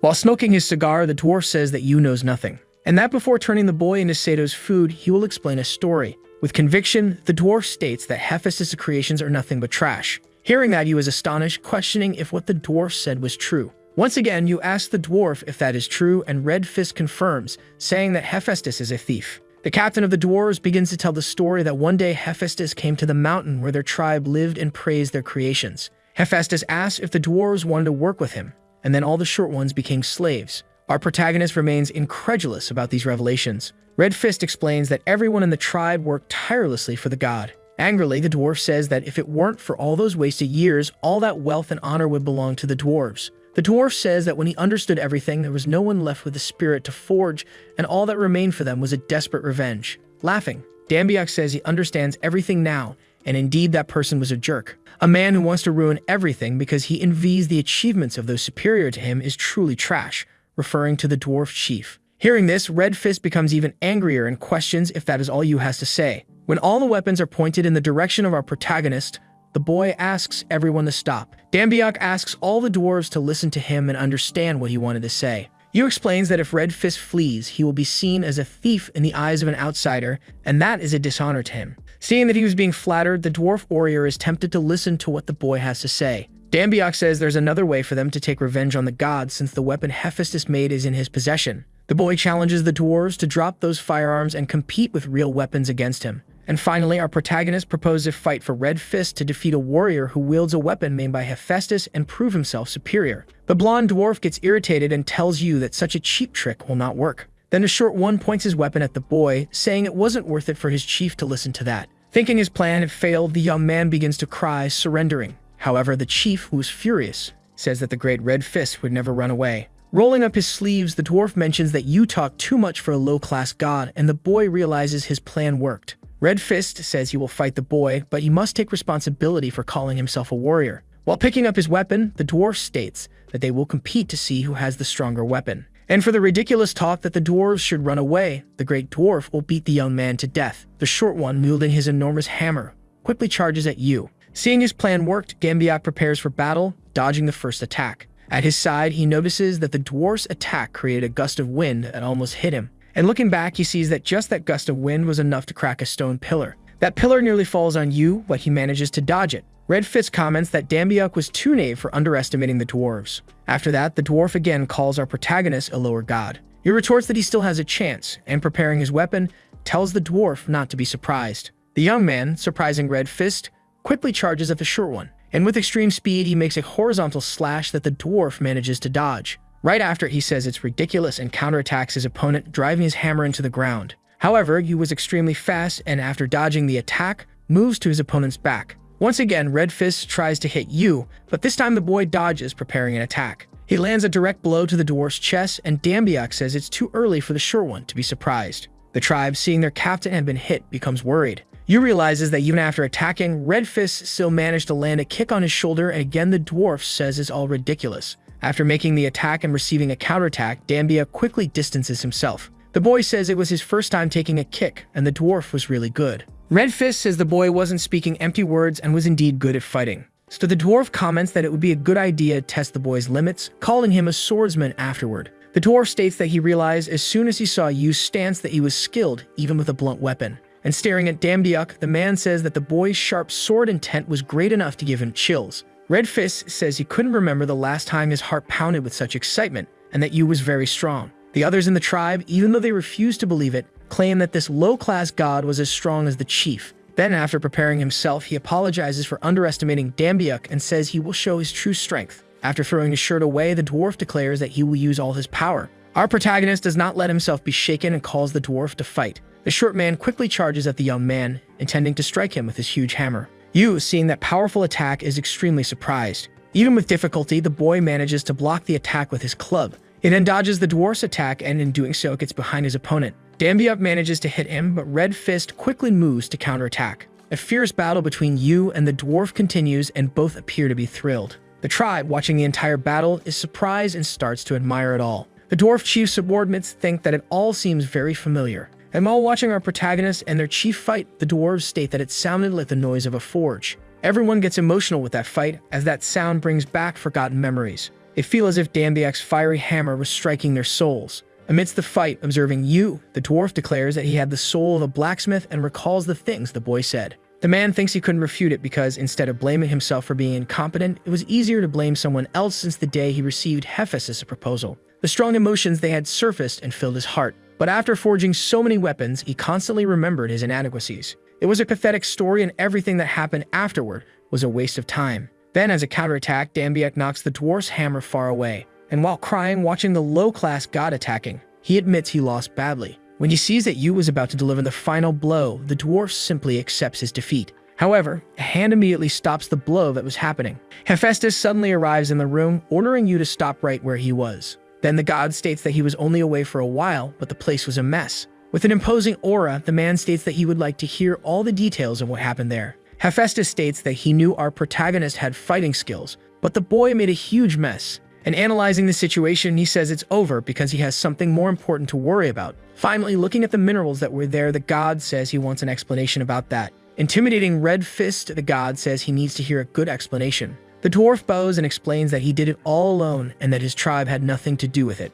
All the other dwarves become outraged seeing their chief lying to protect them. Hephaestus asks why his subordinate did that, and the dwarf begins to think. Remembering everything he had experienced, Red Fist thinks that the people of his tribe did nothing and only trusted an incompetent captain. Then the dwarf decides he would surrender for the sake of his friends, but Yu interrupts him. The boy apologizes for the mess and explains that he ordered Red Fist to do it. Before the dwarf chief could question him, Dambiak ignores him and claims he was the mastermind behind it. Hephaestus tries to understand the whole situation since he trusted the boy to protect that forge and asks for an explanation. The young man tries to think of a lie and remembers the necklace that was meant for Freya. Yu thinks quickly and tells the god to look at that object, revealing the necklace shortly after. Hephaestus is happy that he found it, and the boy replies that he remembered it was missing. Looking at it, Red Fist remembers that the necklace was what he gave his subordinates to take care of, and he starts to think that if Yu says he found it with the dwarves, the situation would be bad for everyone. Our protagonist lies, claiming that the one who found the necklace was the dwarf captain, and explains that he asked the chief to take the items from the warehouse and have a look.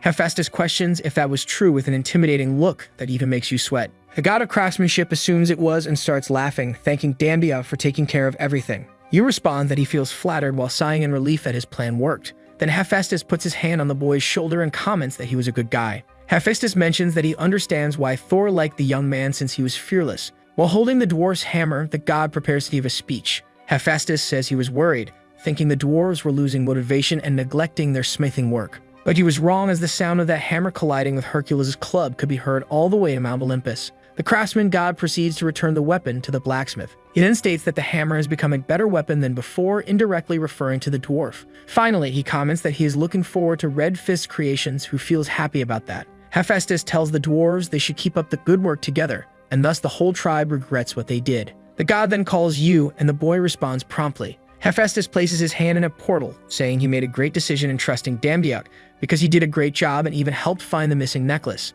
From the portal, he pulls out a beautiful box and presents it to our protagonist, commenting that it was a small token of gratitude. Yu is drooling and thinks he thought he would receive the club as a reward, but he got something much better. The boy says it's rude to say no and will gladly accept it as he opens the box. For some reason, he looks disappointed, and upon looking, he sees a monster inside the box. Hephaestus calls him an idiot and asks the young man to look closer. Yu seems unimpressed, saying that even though it's a very cute baby fox, a pet monster for him feels a bit strange. The craftsman god takes the animal and asks if the boy is refusing the gift. Immediately afterward, he recites some runes to the animal, which quickly transforms into a beautiful white and gold sword. Wielding that weapon, the blacksmith god says it's a shame the boy doesn't need it. Embarrassed and regretful, Dambiak asks how Hephaestus managed to turn that fox into a sword. The craftsman explains that it was not just a sword, smiling right after. He states that it doesn't matter if it's a sword or a spear. That is the essence of weapons that can transform into any weapon in the universe. In other words, that fox was very precious and a divine treasure.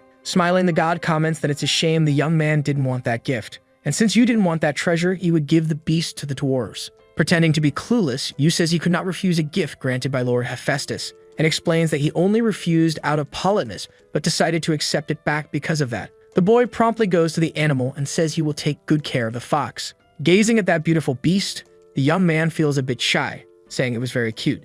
So because it was white and fluffy, from that day on, the fox's name would be Baxor. The animal starts licking our protagonist, and the young man becomes extremely happy, realizing it liked the name. Hephaestus places his hand over the beast and begins to recite a spell to transfer the ownership of the mood fox to Yu. The animal, after the spell, goes to its new owner's shoulder, and Dambiak asks if it worked. Hearing this, the craftsman responds that it did, and that now the animal belongs to the boy, and Hephaestus also says he will give a few more gifts to Yu. Right after that, the god says he has work to do and will part ways with the boy there. With all the gifts he had received, the young man thanks him and asks Hephaestus to take care. Finally, behind the young man, the dwarf appears, thanking him for not leaving yet. Red Fist asks why Yu lied to help the dwarves, as they were disposable trash. Dambiak retorts that he knew how it was because he found his old self similar to the dwarves. Red Fist tries to offer something, but the boy says he doesn't want anything. And before crossing the portal to return home, our protagonist comments that they survived together by helping each other. Before leaving, Dambiak explains that Lord Hephaestus possibly understood from the beginning what happened and just let it slide. Right after, he says goodbye to the dwarven tribe, asking for permission. Red Fist comments that in the name of their tribe, the boy had their gratitude, bowing afterward. Watching the young man leave, he comments that he hopes to repay the boy's help someday. Remembering Mr. Hephaestus, the dwarf starts telling the other dwarves that they would be working all night. A beautiful, brightly lit city can be seen. As he approaches a certain place, you thinks that this was the moment he had been waiting for. It was the hunter's department store, and the boy states that they would make some money there. Jiba is a 37-year-old man who has worked in the hunter's industry since he was young and became the general manager of the largest hunter's store in the country last week. The man is drinking wine while looking at the view from his balcony. He thinks that since he has earned the best place in the country, he should put his past behind him and start living like an elegant man. Acting with extreme elegance, the man says that with the position he has earned, he will start living elegantly alongside other nobles. He thinks that since the position makes the man, he should be treated with elegance. Returning to reality, someone can be seen calling him, and Jiba was irritated by something. The man thinks that his store was meant to be only for special people, but when he looks at Damdiuk, Ba claims that the boy looked like a beggar. She starts analyzing the young man, trying to determine if he was a hunter. But apparently you had no weapon or armor on his body. He is possibly just some idiot who thinks he's a hunter simply because he picked up junk from an empty dungeon. Arrogantly, he attends to the boy and says he would guide him. Shortly afterward, as they walk, the man explains to Damdiuk that this is the evaluation center, and sighing, certain that nothing the boy brought would be useful, Ba introduces our protagonist to an elder. The elder states that he will check the things the young man brought and soon searches through the bag of items. After examining all the items, the elder becomes extremely shocked. He asks you where the boy had gotten those things, and the boy said he only got those random items from someone he knew. Chiba gets irritated, seeing the boy's audacity, and then says he was right, that the young man shouldn't dare to come to that store with cheap items. The snob goes to the elder who did the evaluation and asks him to quickly dismiss that beggar. Seriously, the elder comments that he has been working there for 40 years, but that was the first time he had discarded items as random things. Since everything you brought was at least 4-star equipment, Ba is extremely shocked to hear that, stating that it was impossible. He begins to wonder how a guy like that boy got so much high-quality equipment. Completely changing his demeanor to please Damdiuk, the man says he will take the boy to the VIP room. Inside, the elder who evaluated the items mentions that if the boy sold everything,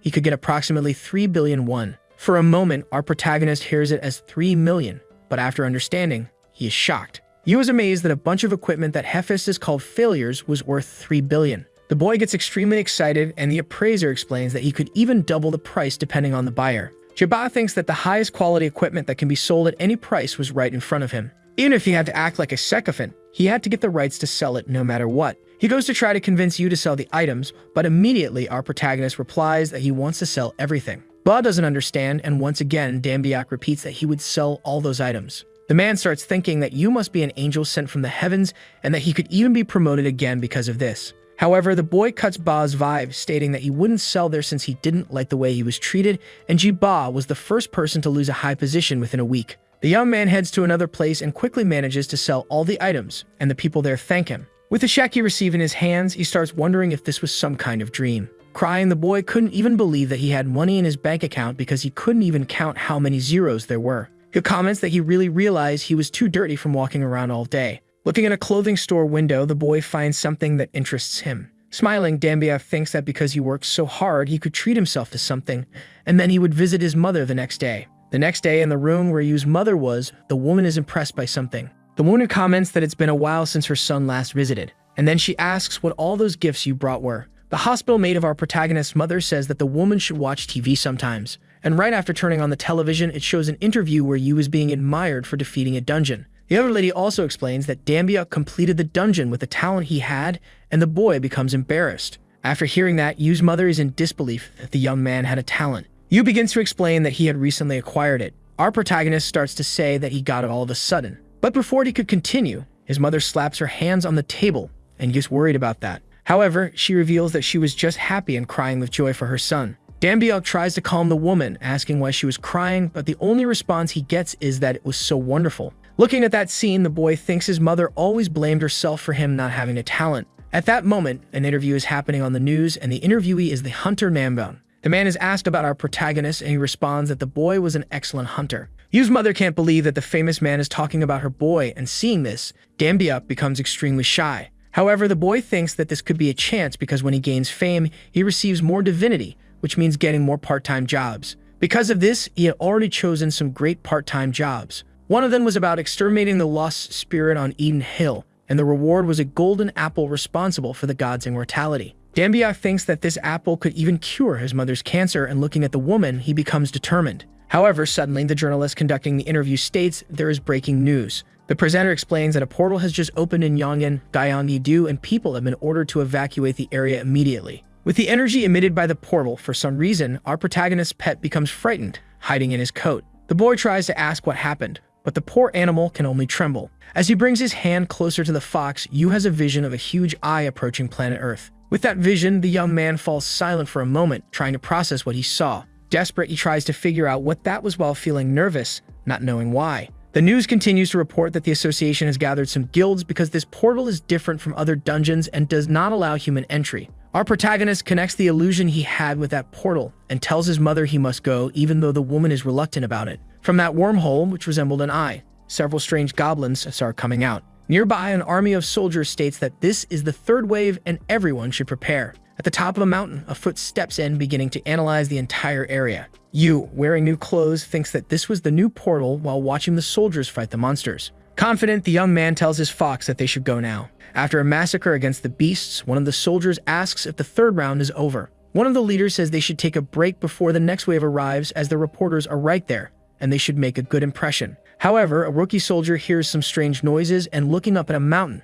he sees something. He notices that on top of the mountain, there was a civilian watching the situation. But being far from that unknown person, the soldier does not recognize who it is. The soldier runs to his superior, calling him. Seeing his subordinate leave the formation, the bald man gets irritated and scolds him. Then the poor rookie explains that his chief should look up there as something was wrong. When the man looks, he sees what it is, and the rookie soldier explains that the civilian was suddenly spotted. Understanding the situation, the boy's leader can't believe a civilian managed to get into a restricted area. Even more irritated, he grabs his subordinate's chin, asking what he was doing. Immediately, he orders his vassal to go after that person, and at this moment, the reporters start noticing the situation. They begin to form theories, as the leader of that team seemed competent but couldn't even control a civilian's entry into a restricted area. Because of this, the reporters decide to create a story, suggesting the bald man might have gotten that position unjustly. Seeing this, the chief quickly becomes irritated and decides to resolve the matter with his own hands. Angry because his comrades entered the dungeon and he was left there alone, the man decides what he's going to do. And in order to earn a promotion, the man quickly activates his wind ability and starts climbing the hill. Shortly after a few jumps, he leaps toward our protagonist, who just watches the man. Yu is impressed, trying to understand what that person was doing. The chief of the soldiers doesn't know why he is doing this himself and regrets it, but since he is there, he decides to make the most of it. He orders Dambiak to leave immediately because it is a restricted area. The man continues and starts mocking Yu, who just listens silently. Arrogantly, the soldier thinks that Dambiak isn't responding because he can't even think straight after seeing a 3-star hunter. Then the bald man starts saying that he understands the boy's nervousness and that if he wants an autograph or interview, he could do it later, but he just needs to give him some time. Mocking the soldier, Dambiak says he doesn't even know who he is, let alone if he's famous, and ignores the man. However, the man doesn't accept being challenged and grabs our protagonist by the shoulder, ordering him to stop. Then, with veins bulging on his face, he asks if the boy just ignored him. Yu's fox starts to get irritated, but Dambiak doesn't care and asks what he is doing, showing he is unaffected by the hunter's strength. The soldier starts mocking the boy even more, saying that this random guy is underestimating him just because he has a weak little pet. Continuing his spectacle, the soldier adds that Yu must be a weak hunter trying to become famous. Then the bald man concludes that for Yu to learn his place, he should reflect after getting beaten up, and he begins to prepare a punch. Immediately, the soldier tries to attack the boy, who manages to dodge just by moving his head. Then Dambiak manages to place his foot in front of the soldier, causing the bald man to lose his balance. Looking down, the man almost falls off the cliff, but is saved by Yu, who grabs him. He manages to help the bald man regain his balance and not fall to his death. Laughing, Dambiak apologizes, saying he didn't mean to do that, but also mentions that a 3-star hunter can't just go around wanting to beat people up. The soldier does not let himself be shaken and continues trying to intimidate the boy, saying he's out of his mind. Once again, the bald man tries to hit Dambiak with a punch, but the boy skillfully dodges. He moves behind the soldier and says it's okay for him to continue, but asks if the man still wants to go on with it. Since there were many people watching at that moment, you could see reporters witnessing the fight. The soldier realizes that Dambiak did this on purpose, becoming even more furious. The reporters then recognize that the boy is the young man who completed the labyrinth dungeon, Yu Dambiak. After hearing this, the bald man is impressed that it is really Yu, who became very famous after his feat. Our protagonist tells his fox that they finally got the attention they wanted, and at that moment, the chief soldier is still in disbelief. Yu raises his hands, asking the reporters to take good pictures since they will hear good news soon. And right after, Dambiak starts repeating all the phrases that his bald opponent had said against him. The man, embarrassed for not knowing that the boy was strong, says nothing, but Dambiak tells him to open his eyes and see what a nobody can do. Then the young man jumps into the black hole, causing the reporters and soldiers to be in shock. As he falls toward the portal, Yu begins to feel a dark energy passing through his body. After entering, a wave of energy is emitted, causing the soldiers to become frightened. Inside, the young man starts to wonder why that portal doesn't allow humans to enter, unlike normal dungeons. And he even recalls that Thor said dungeons were meant to test humans, so this was contradictory.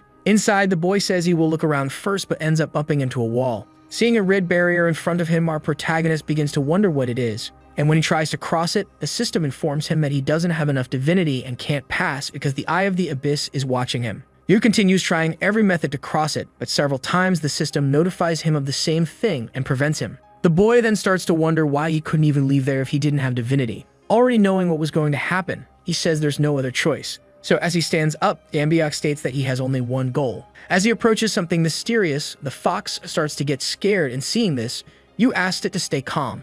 Dambiak looks into a cave nearby and thinks he saw it as soon as he entered the portal, but didn't want to go in. Observing the darkness emanating from the entrance, the young man states that he at least wanted to see the face of the owner of that portal. You can hear some noises inside the cave, and Dambiak is extremely out of breath. After defeating several goblins, he asks why there were so many of those monsters there. While finishing off one of the beasts, Yu says he thought this would end if he killed the boss, but the boss still hasn't shown up. There were also some differences compared to normal dungeons, as the monsters and the others are programmed to fight just like robots. But while watching a goblin flee, Yu states that these monsters seem to have consciousness. He says his divinity will definitely increase since he managed to enter the portal, and there will be many reporters to interview him. During a walk through the place, the young man doesn't notice a huge goblin about to attack. When he senses the presence of the goblin, the monster tries to strike him and Yu dodges. He is pleased because there was nothing to worry about since finally the boss of that place had arrived. Observing that creature, the boy realizes that this guy seemed a bit weird. However, before he could think about it, the goblin beast charges to strike him again.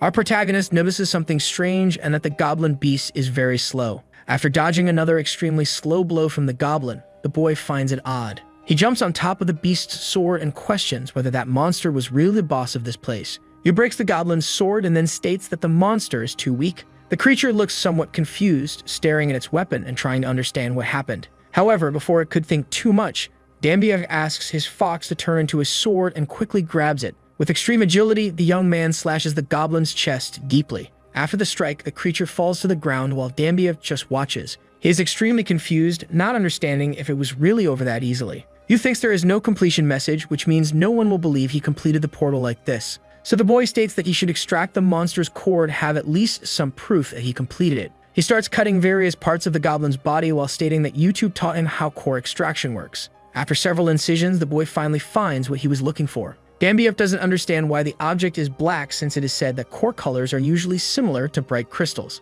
And analyzing that strange thing, the boy notices it is moving. The black core slips from Yu's hand and starts crawling on the ground like a creature. Dambiak doesn't understand what it is and wonders if he extracted the wrong thing. After piercing that living creature, a notification appears stating that the portal core has been collected and the portal will permanently disappear soon. Outside, several cracks are already forming on the ground due to the energy emitted by the portal. The police try to calm the citizens since, because one person entered the portal, a crowd has formed. The soldier who confronted Dambiak is trying to explain how our protagonist managed to enter the portal. A doctor is next to her assistant, saying they should stop the citizens because the world will fall into chaos if that information leaks. There will be many criticisms against the academy because of this. The woman says that from dungeon investigators that will appear to the top leaders of the Hunters Union, everyone will want to know about it.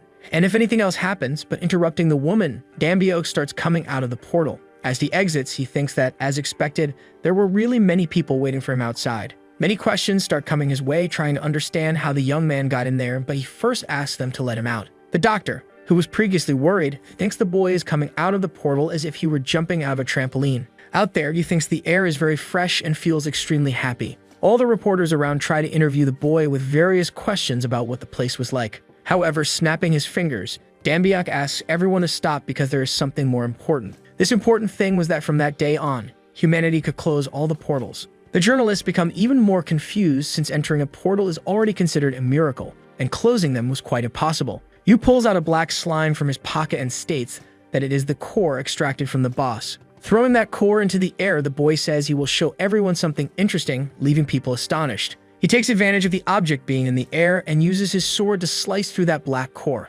Then the portal, which resembled an eye, starts to shatter as if it were made of glass. After that, the portal explodes, creating a massive gust of wind that blows Dambiek's hair back. All the people and the crowd present are in shock, unable to believe that the portal disappeared. And the doctor, who had been worried before, says that she thought she had seen it all while experimenting with portals her entire life. But that scene was extremely peculiar as she watches the shards of the portal in the air. She asks Dambiek who the young man was, and the boy remains silent. Yu thinks he was waiting for that question and loudly states his name. With his sword in hand and with extreme grandeur to gain more divinity, the boy reveals his name to everyone present, a mysterious hunter who went through the portal.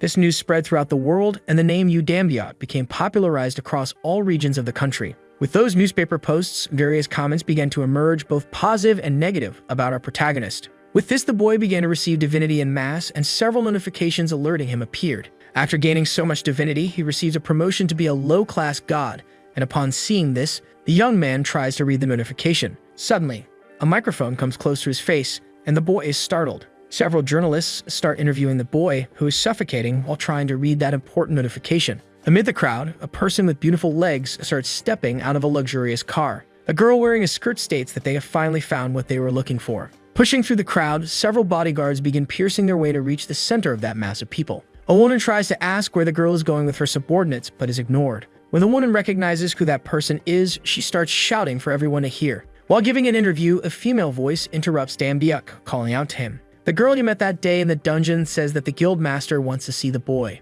Seeing that familiar appearance, the boy is extremely shocked, just observing that beautiful young woman but without recognizing her. And with authority, she says that for now, you will have to come with her. And that was Jun So-yul, the 7-star hunter and future master of the Sangun Guild. Yu arrives at the building where the Sangun Guild is located, and after that, he heads to the place to wait for Namgun. The young man remembers the moment when the bodyguard who escorted him said that the owner could not attend because he went to a dungeon, and Yu gets irritated by this. Sitting on the couch, the boy assumes he was called in a hurry because the guild probably wanted to hire him. Until that moment, it still hadn't sunk in that someone of Jun So-yul's stature had come to him. Dambiek explains that this girl rose to the position of youngest guild leader on her own and is one of the 3 7-star hunters in the country. Even in the era of hunters dominated by all kinds of people, she is recognized worldwide. Dambiek thinks that the only person capable of pulling him out of that crowd of interviewers would be someone like Jun So-yul. He thinks that this was good because he needed some time to check on a little something. Then he activates the part-time job window and the system materializes in front of him.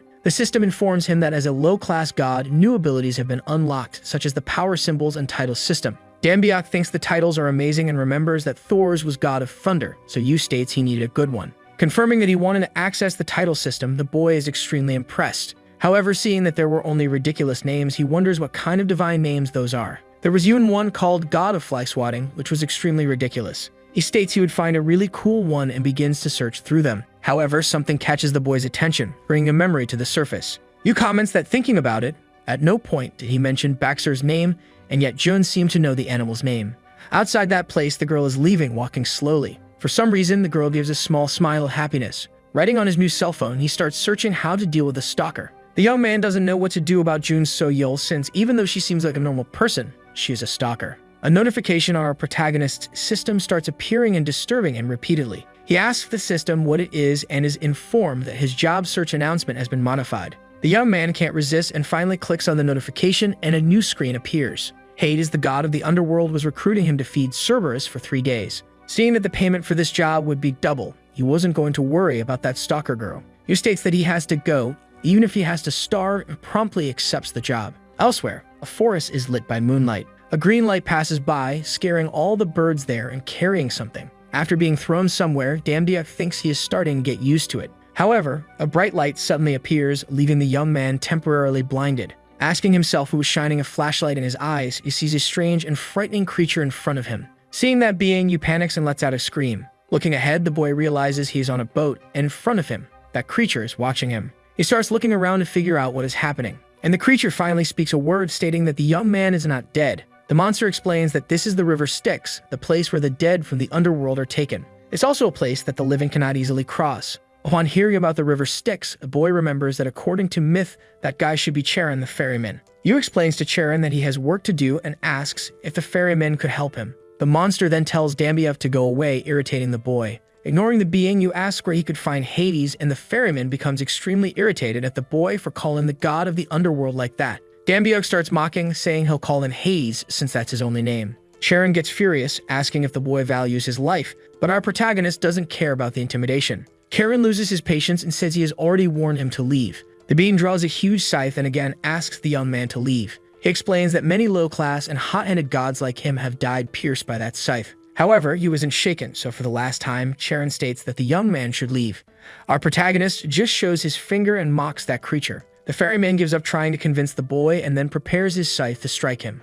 Charon states that Dambyuk will die after saying that he moves to attack the boy. Yu appears shocked seeing the blade approaching, but when it is about to hit him, he smiles. With ease, our protagonist manages to dodge the blow and immediately calls Baxor. The monster doesn't give up and quickly comments that the young man should die right there. With the weapon his pet had transformed into, the boy isn't shaken and counterattacks. Hitting the scythe the ferryman was using, he breaks the blade in two. Charon, frightened, doesn't understand what happened and asks how our protagonist was wielding that weapon. The weapon of Fox transformed into his Hercules club, and hearing this, our protagonist asks how Charon knew about the owner of that club. The ferryman says he remembers because that is Hercules' club, and he was the damned human who defeated him and crossed the river Styx alive without even paying. But before he could continue his story, Dambyuk hits him on the head. Yu states that Charon talks too much, so the monster asks that at least the boy pay to cross the river. However, upon seeing Dambyuk making a scary face, Charon asks the boy to sit down and that they should hurry up. After a beautiful boat trip illuminated by the moonlight, they arrive at their destination.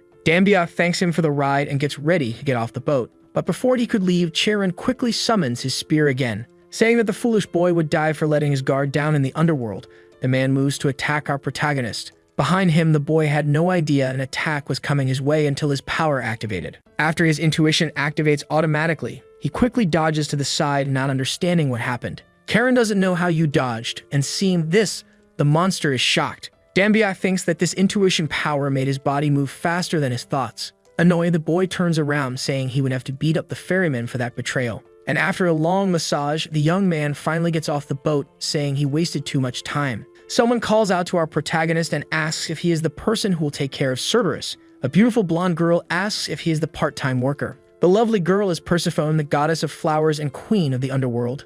She says it's a pleasure to meet Dambyuk since Hades was angry that no one applied for that job. The young man, impressed by the girl, introduces himself back while feeling shy. Persephone, with all her beauty, says she will guide the boy and then starts to turn around. After a long walk, the girl states that the place where Cerberus stays is quite far. Persephone explains that in the past, they kept Cerberus right at the front, but Hades ordered them not to do that anymore. The goddess informs him that most of the part-time workers ran away after seeing that monster, so the worker first had to deal with Charon to pass. Dambyuk understands since Cerberus in mythology is a terrifying monster known as the guardian of the underworld. Determined, Yu thinks he doesn't need to worry since he is the great god of the sword, and even if it is a scary monster, in the end it's just a dog. Persephone says they have finally arrived and the dog is right in front of him. Looking ahead, our protagonist sees a huge three-headed creature chained to a tree. The monster, with its stance, quickly starts to sniff our protagonist's scent. Dambyuk, who is so determined, just thinks he's doomed and that this is the end of his life. Our protagonist practically accepts his death, but his moment of peace is interrupted when the goddess asks if he is okay, and the young man replies that he is.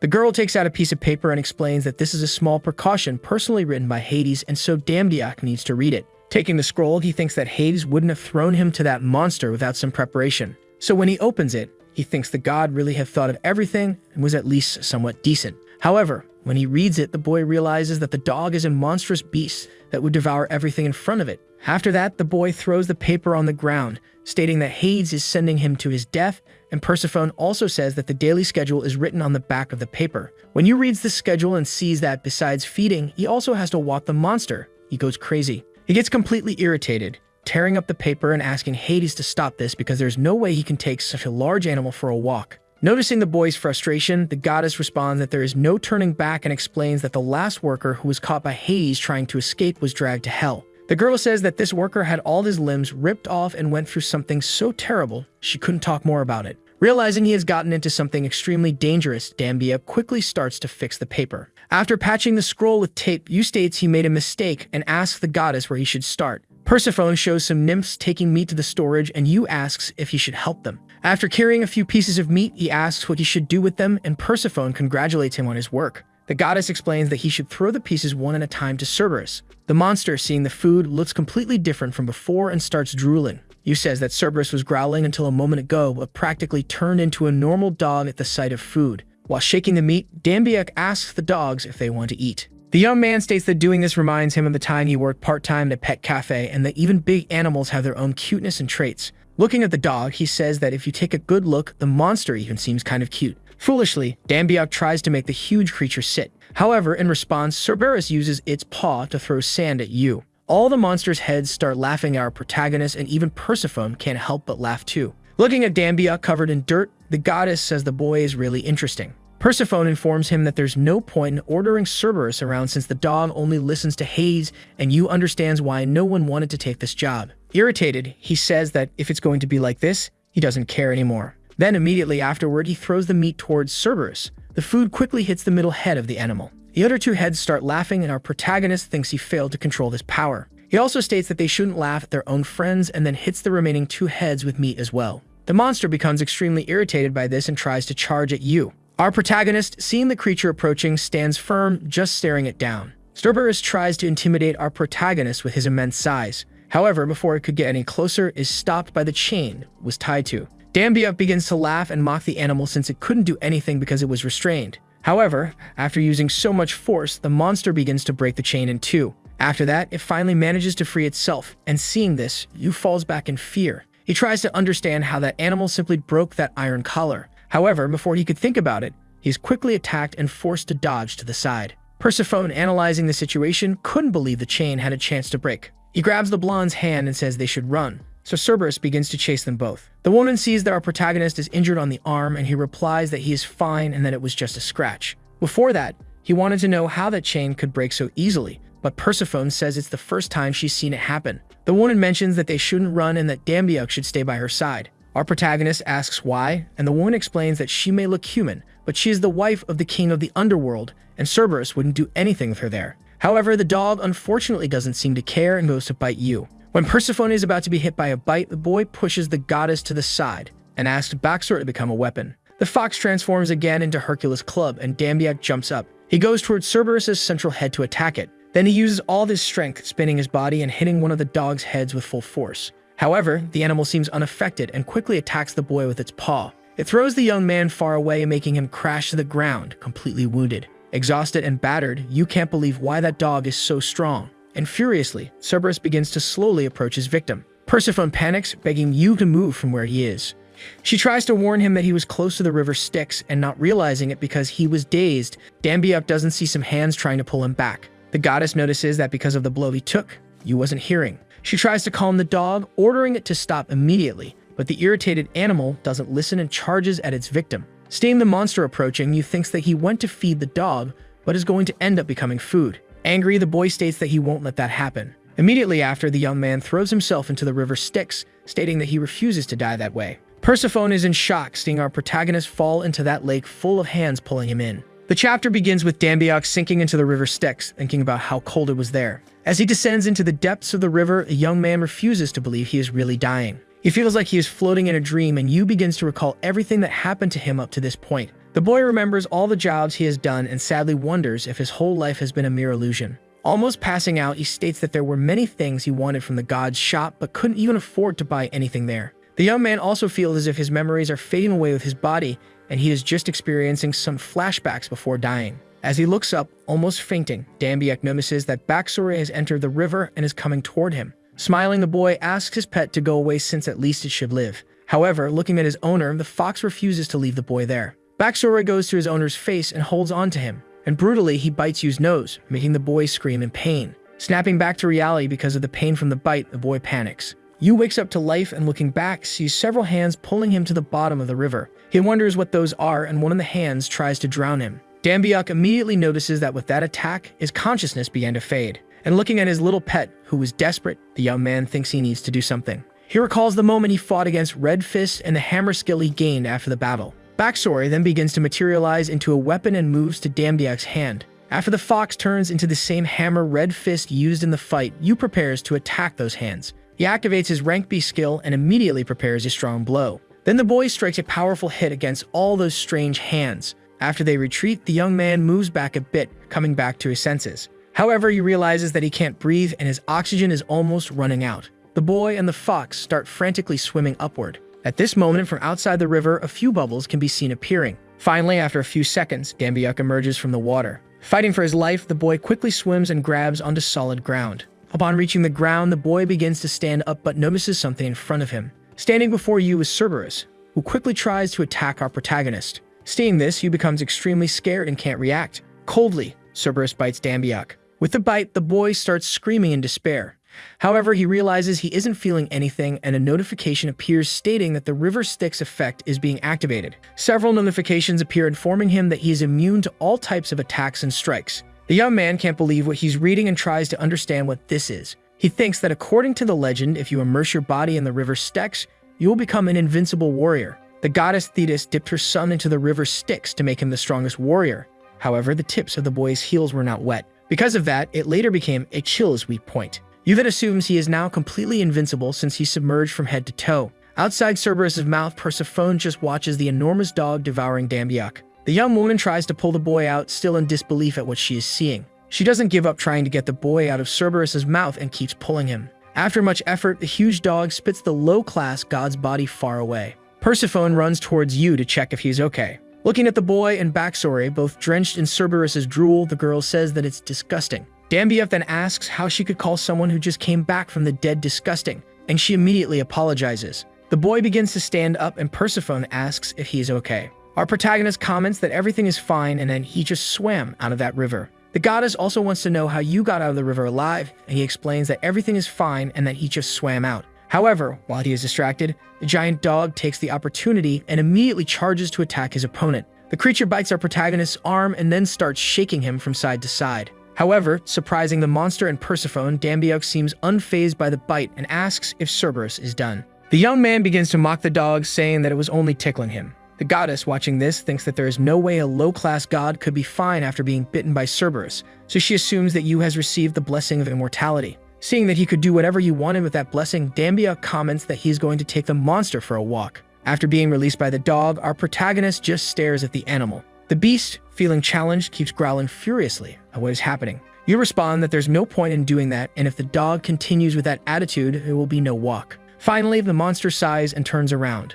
While watching the creature walk away, you think that strategy worked well at the pet shop, but it didn't work with that huge dog. Unexpectedly, Cerberus bites his chain and then sits, waiting for Dambiuk to walk him. Seeing the sparkle in the animal's eyes, our protagonist thinks that Cerberus, despite everything, was still a dog. He then gets ready for the walk, holding onto the chains the dog was wearing. Persephone asks for a moment and calls for Yu's attention. The lady states that it's been a while since Cerberus last went for a walk, so Dambiuk should take it easy. The boy says he can handle it and comments that when he worked at the pet shop, it was called the Dog President. Before he can continue talking, Cerberus starts running and pulls Yu along. Holding onto the chains Cerberus was leading, Dambiuk begins to ask the dog to stop. He crashes his body several times against objects on the ground and continues to be dragged for kilometers. Because of that, our protagonist even acquires a new skill. Behind him, Persephone begins to question what the boy is doing. The young woman then asks Dambiuk to use his divinity to strengthen his body. Yu doesn't understand what the girl is saying and wonders how she is keeping up with Cerberus at that speed. Persephone continues, stating that he needs to strengthen himself with divinity because Cerberus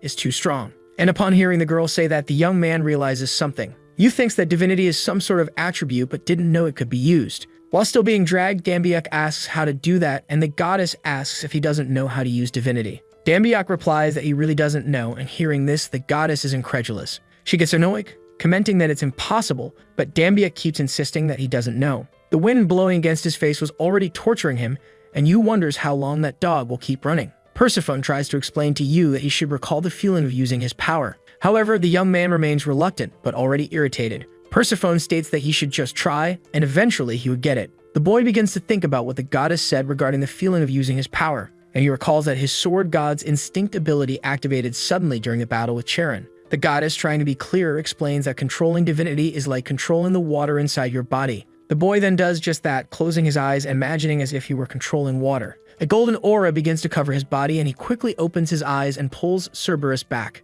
The dog, which was frantically running, quickly stops, not understanding what just happened. Yu, using his divinity, manages to make the huge dog stop running immediately. Dambiuk doesn't understand what is happening and can't even believe what is right in front of his eyes. The woman then says that this is great and also comments that he should focus the divinity on the part of his body he wants to strengthen. Cerberus isn't happy with this, so the dog bites his own chain and tries to compete in strength with Yu. Seeing that he couldn't keep up due to Cerberus' strength, the young man gets anxious. Then he decides to do what Persephone said and starts focusing his power on one part of his body. Yu does so and then pulls the enormous monster back with all his strength. With that, he manages to throw Cerberus into the air. Seeing this, Persephone is in shock, not believing that the boy had that much strength. After throwing the dog, our protagonist makes the monster crash its back against the ground. Dambiuk says that's enough walking for today and tells Cerberus that they should head back. The dog, with his immense strength, doesn't give up the fight and continues growling at Yu. Realizing that the animal would resist, the young man states that he will do it his way.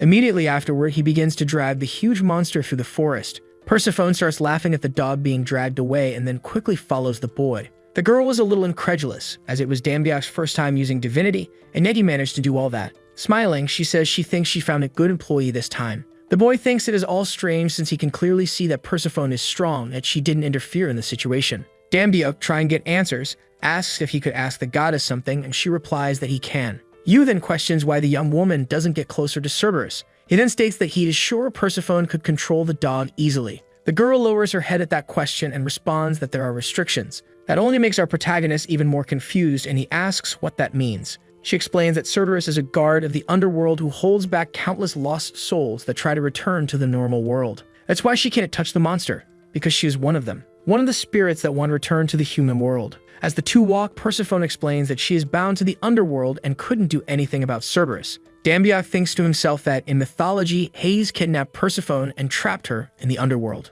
The boy also comments that the goddess has probably spent an unimaginable amount of time alone, and that is quite sad. However, afraid of what might happen, he thinks he needs to get rid of this sense of injustice since Persephone's husband is Hades, Zeus's brother. In other words, a low-class god like him couldn't do anything at all. Suddenly, backstory appears and our protagonist looks at the fox. He apologizes for having completely forgotten about the animal. After some time dragging Cerberus along the forest path, they finally arrive at the enormous gate Cerberus was guarding. There, the dog stands up and becomes alert. You ask why he suddenly changed like that. Persephone explains that the dog is chasing the dead since, despite his appearance, Cerberus takes his job seriously. The goddess informs him that once the boy chains Cerberus back to the pillar, he will have finished his morning duties. While holding Cerberus's chain, Dambiuk thinks that Hades must be very strict. He also mentions that he doesn't know why the god is raising a dog only he could handle. As he gets closer to the pillar where Cerberus is tied, the boy's intuition talent activates and he notices something. For some reason, a strange object was inside that massive structure. The young man begins to wrap his hand in divinity and thinks he should take a look. Persephone says they're done with the morning duties and should only prepare for the afternoon. But when she looks at Dambiuk, she notices that the boy is frantically hitting the pillar. She doesn't understand what he is doing, and suddenly Dambiuk finds the object he was looking for and begins to pull it out. For some reason, the goddess seems incredulous at what she is seeing. Yu says he saw something inside that structure and pulled the object out. We see that the object is Cerberus' collar, which Hades used to train the animal and allows anyone to give him commands. Persephone says it's unbelievable because she would never have thought Hades hid it there. She also says she couldn't find it no matter how much she searched. The girl asks how you found it, and the boy replies that it was just a hunch. Dambiuk asks if it's really that great for the girl to be completely amazed. The goddess explains that it is because Cerberus is the symbol of the underworld, and commanding him is the same as controlling the entire underworld. Looking at it, Dambiuk thinks it just looks like a regular dog collar. He assumes he couldn't use it since it's Hades' property. Persephone puts her hand over her mouth and thinks for a moment. Then she says it doesn't matter and the young man could use the item whenever he wanted. The girl explains that it's not like using it would be against the rules and Hades always told her to look for that collar. Persephone explains that Hades said if she found that collar, she could train Cerberus. Hearing this, Dambiuk thinks to himself that he shouldn't miss the chance to make this job easier. The young man approaches the huge dog and asks it to let him put the collar on. However, Cerberus does not allow it and remains resistant to use presents. Noticing this, Yu tells the dog that he hasn't learned his lesson. Once again challenged, the monster begins growling at the boy. However, after a massage session on the poor creature's face,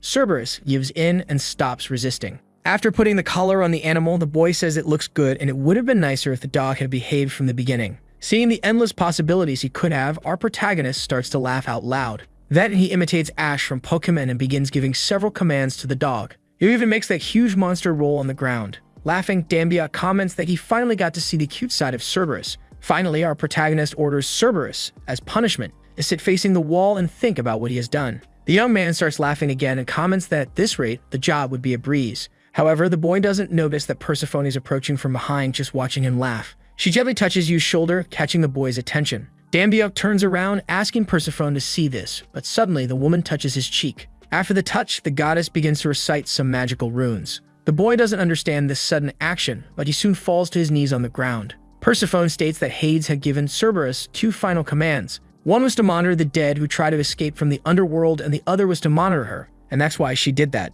At that moment, Dambiak's consciousness begins to fade as if he were feeling sleepy. You just watch as the goddess leave, and then the woman wishes the boy a good sleep. She turns around and starts walking away while saying that you doesn't need to worry because she would return before Hades. Fallen on the ground and almost asleep, the boy thinks that for Hades, the most important thing wasn't the underworld. The boy thinks he can't let this happen, but sleep takes over his body and he falls asleep. After an unknown amount of time, Dambiak finally begins to regain consciousness and sees Boxoria above him. Confused, the boy just tries to understand what is happening. Suddenly, he remembers what happened and gets up, wondering why he had fallen asleep. Looking around, Yu searches for Persephone but realizes she is no longer there. Desperate, the boy thinks he is in trouble and that his life is over. Activating the part-time job system, the boy also wonders how long he slept. Seeing that only a few minutes have passed, he calms down. Dambiak gets up and starts running, but before leaving, he orders Cerberus to end his punishment and guard the gates of the underworld. Running, he thinks that normally Lady Persephone couldn't leave the underworld because of the monster. So if it gets out that Persephone escaped the underworld because of a low-class god, Hades will punish him severely.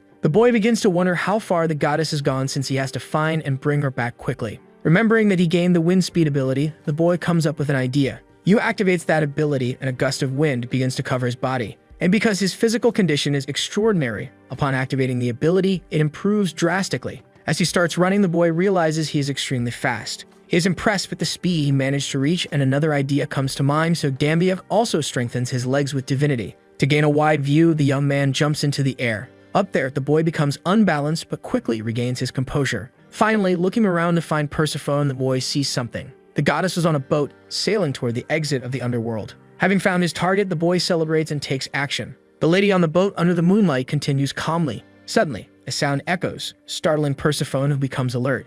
She realizes her boat has stopped and assumes it has hit a rock. Looking at the lake, she sees a humanoid figure emerging from it and quickly panics. Dambiak, completely soaked, asks where Persephone was going in such a hurry. Yu, irritated, states that she said no one should cross the river, and she retorts that she just really wanted to see her mother. The boy, remembering his own mother, sympathizes a little with the goddess. Then Yu says that even so, she should have at least given him a warning and not just done that. The woman says there were still 2 days until Hades returns, and besides, she had never been caught before. Hearing that, Dambiak is astonished, realizing that this wasn't the first time Persephone had done this. Then suddenly, they have an accident as the boat hits a rock coral. Being weak and small, the sailboat takes a huge hit. Water begins to enter the boat they were on, and Dambiak gets annoyed. The young man states that he doesn't think the boat will hold up until they get back. Thinking he has no choice, the boy makes a drastic decision and gives in to the goddess's wish. He then holds his nose and prepares to dive back into that filthy river. The boy does it by jumping into the river and holding tightly onto the boat. Yu begins to push the boat and asks Persephone to hold on tight.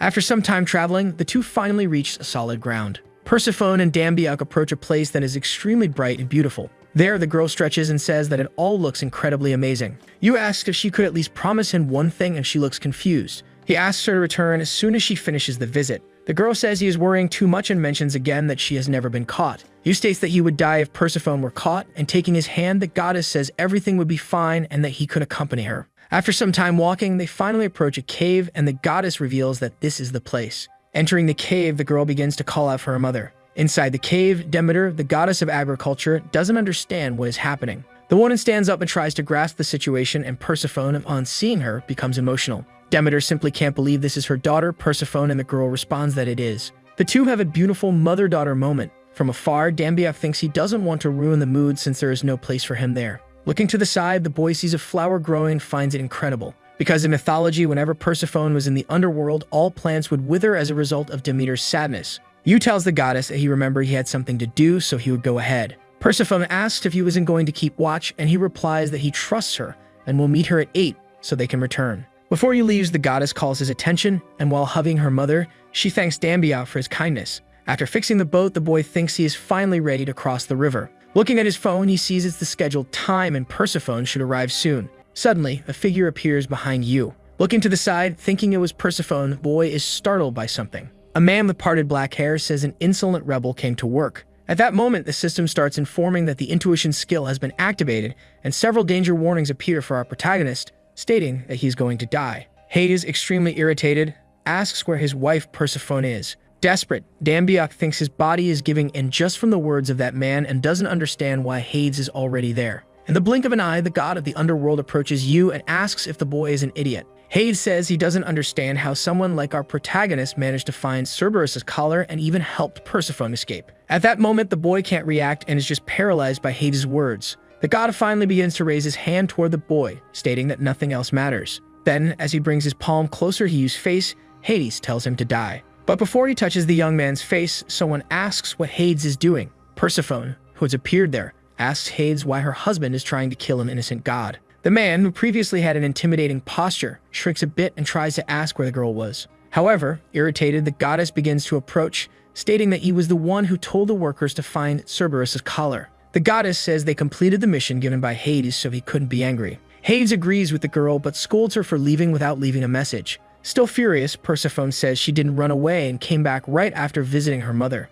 The god continues trying to explain himself, but the woman doesn't let him speak. Seeing the situation, Yu notices that Hades, who had an imposing posture before, is now stumbling over his own words. With a soft expression, the god of the underworld simply says he was worried. The goddess of agriculture comments that there is still more to say, so they will continue the discussion at home. Persephone pulls out a gift from a portal and quickly hands it to our protagonist, saying that it is a bonus. Hades can't believe his wife is letting the boy live and asks what this is. She explains that Dambiak did the job correctly, so she was just giving the boy a reward. The girl touches the boy's head, stating that she will ensure he gets paid, so he doesn't need to worry. Suddenly, a bright light descends from the sky onto Yu, making the boy disappear. Shortly afterward, he appears in another unknown place. The young man is still in shock from the whole situation, realizing he had almost died several times during this job. Looking at the present, the boy is reluctant to open it. Yu thinks that Persephone said it was a bonus, so it must be something good. Opening the present, the boy sees a light and is surprised by something. He notices that inside there are two fruits.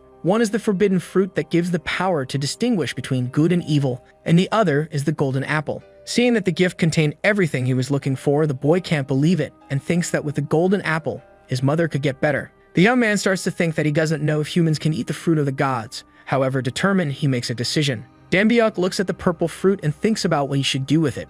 Sometime later in a hospital, someone can be heard shouting that a miracle has happened. The doctor is telling our protagonist's mother that her cancer cells have completely disappeared. He also says that this was something inexplicable in terms of modern medicine, with no way to describe it. Crying, the woman asks how such a miracle could happen, and Dambiak says that from now on, there would only be happiness. Smiling, he was happy that the golden apple really cured his mother. He also remembers that to make the woman eat it, he had to prepare a juice. The boy tells the woman that the doctors said she was healthy enough to be discharged, so they should go home. Outside, Yu and his mother approach a taxi. Extremely happy, the boy makes sure to open the door for the woman, who then gets into the vehicle. Inside, Yu asks the taxi driver to take them to a certain neighborhood where they lived. However, the man replies that they would have to go around to get there. Our protagonist doesn't understand why. The taxi driver states that the boy probably doesn't know, but a disaster occurred in that area, and it's on all the news channels. Quickly, the man turns on the radio, and a report can be heard stating that something is happening near Ueda Park. Currently, a cylindrical-type dungeon has appeared there.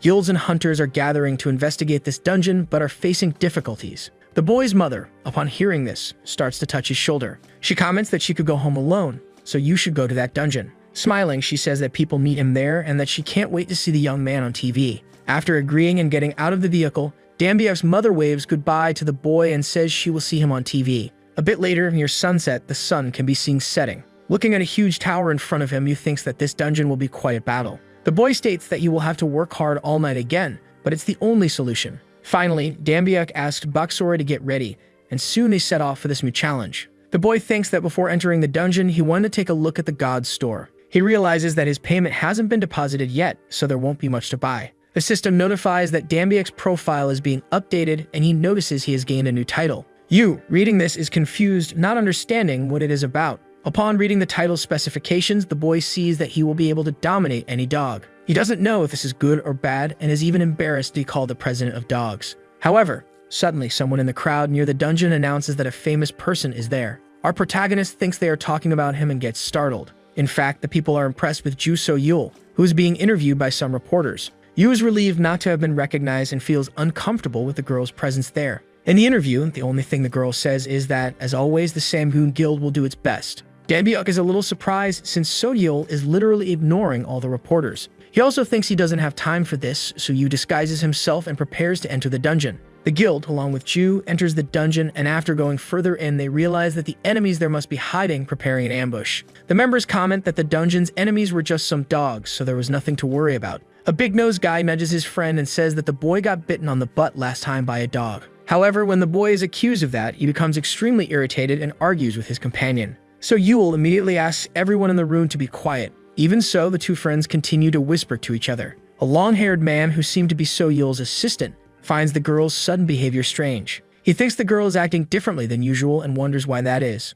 The guy knows the young woman is not one to talk much in the first place, but it wouldn't make sense for her to tell everyone to be silent just for that. He imagines that Ju must have seen something terrifying to act that way. After some time walking, they arrive at a specific room. So Yule notices and informs her companions that they are arriving. A dog with a demonic appearance enters the room with an imposing presence. Several demon dogs appear, forming an army in front of the guild. The long-haired man and the other guild members are startled to realize what kind of monster that is. The two friends who were just talking earlier become annoyed, saying no one had warned them that those monsters would be there. Feeling apprehensive, the long-haired man thinks those are death hounds, and even the smallest scratch from these venomous canines would kill a person in 10 minutes. Because these creatures are extremely poisonous and dangerous monsters. Starting to draw a dagger, the sub-leader of the guild thinks that it's just a dangerous dog. Hugh orders those who are weak in hand-to-hand combat to retreat immediately, and the rest should follow her to face the creatures head-on. However, surprising the young woman, the voice of a boy echoes through the place. The long-haired man thinks that sound came from someone in the guild and scolds them,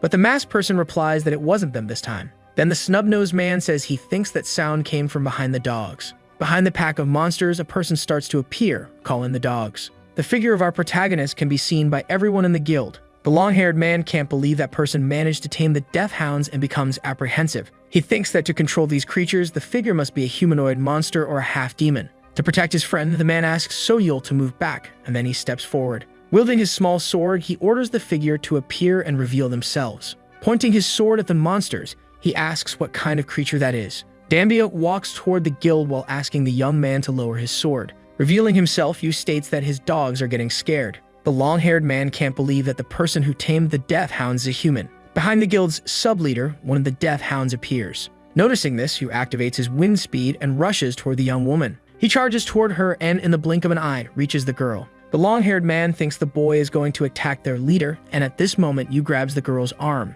Our protagonist prepares to strike as if he were about to hit Soyul, but he only pulls the young woman back and gives a small knock on the death hound that was behind her. It becomes clear that Dambiak's title is only activated if he touches the dog. Finally, the leader's companion realizes that the young man wasn't trying to attack the girl. Chu, even with all this commotion, remains silent, watching Yu. And while holding the girl's hand, Yu notices something strange about her bracelet for some reason. Smiling, Dambiak says to Soyul that they meet again. Looking at the young woman's bracelet, he realizes he wasn't mistaken, and it was the same accessory Persephone was wearing. The young man was about to say something specific, but is interrupted when Ju says it is embarrassing, and that many people are watching. When he realizes it, he sees he is on his knees, holding the girl's hand, and Soyul says it was very rude of him. The scene makes it seem like Dambiak was proposing to Ju, but the boy tries to explain that it is a misunderstanding. All the guild members seeing this scene are astonished, crying, and taking pictures. After clearing up the misunderstanding, you can be seen establishing a connection with the death hounds. Then the young man orders all those creatures to sit, and the army of dogs complies.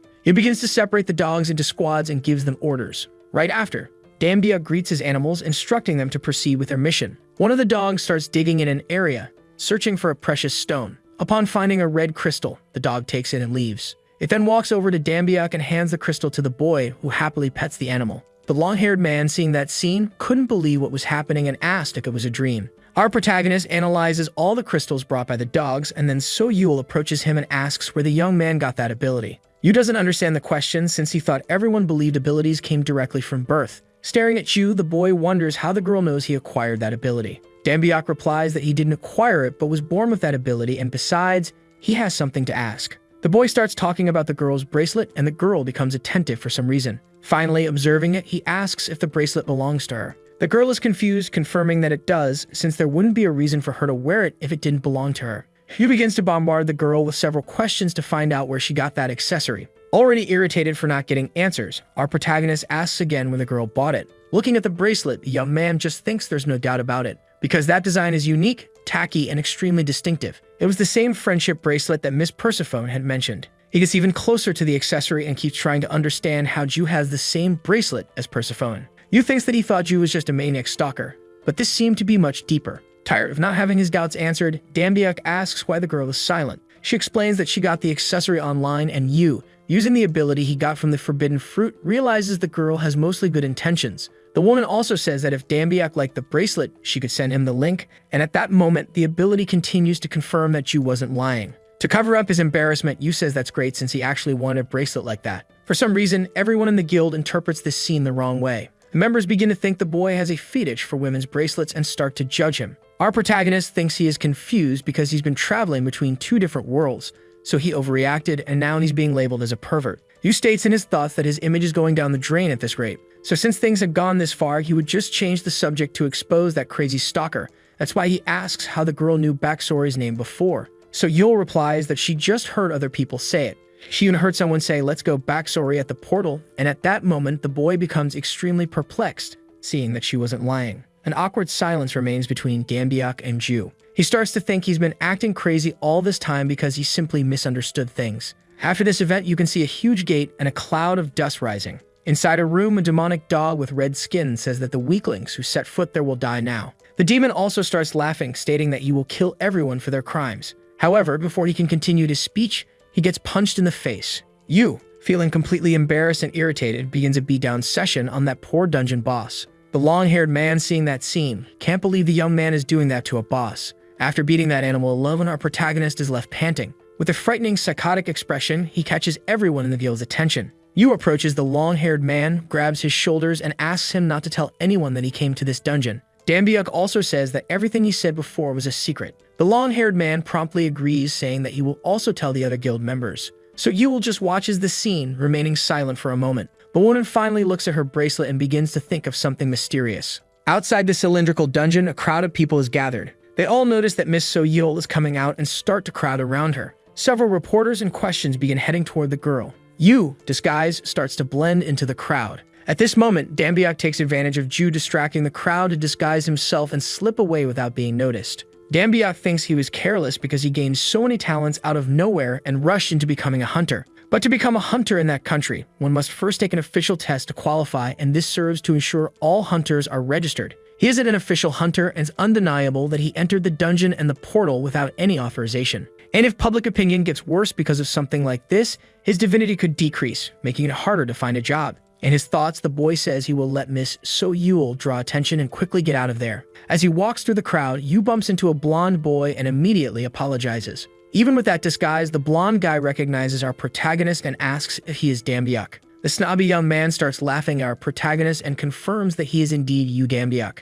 Taking off his glasses, the jerk calls Yu a talentless insect and asks why he was crawling around there. The crowd around So-Yul, upon hearing that Hunter Dambiak is present, turns their attention to him. Everyone doesn't understand why the blonde guy called our protagonist talentless and looks confused. Seeing this, the boy thinks that of all the people who could have recognized him, that guy was the worst option. The blonde grabs the boy's shoulder and asks if he isn't going to greet him, then mentions how much the young man has grown. Dambiak thinks that Chien Jung-ak is one of the people who tormented his school days, a jerk from a wealthy family. One could say that instead of being governed by gods, this world was controlled by those with a lot of money who did whatever they wanted. Yu, irritated, says that the circumstances are no longer the same and that this situation is different. Smiling, he grabs Chien's arm and says that the blonde hasn't changed and still has the same foul mouth just because he comes from a rich family. Dambiak thinks he intends to overcome even his childhood traumas, and at that moment, Jung can't believe that the talentless worm is saying that. Jung states that our protagonist is full of himself just because he became somewhat famous.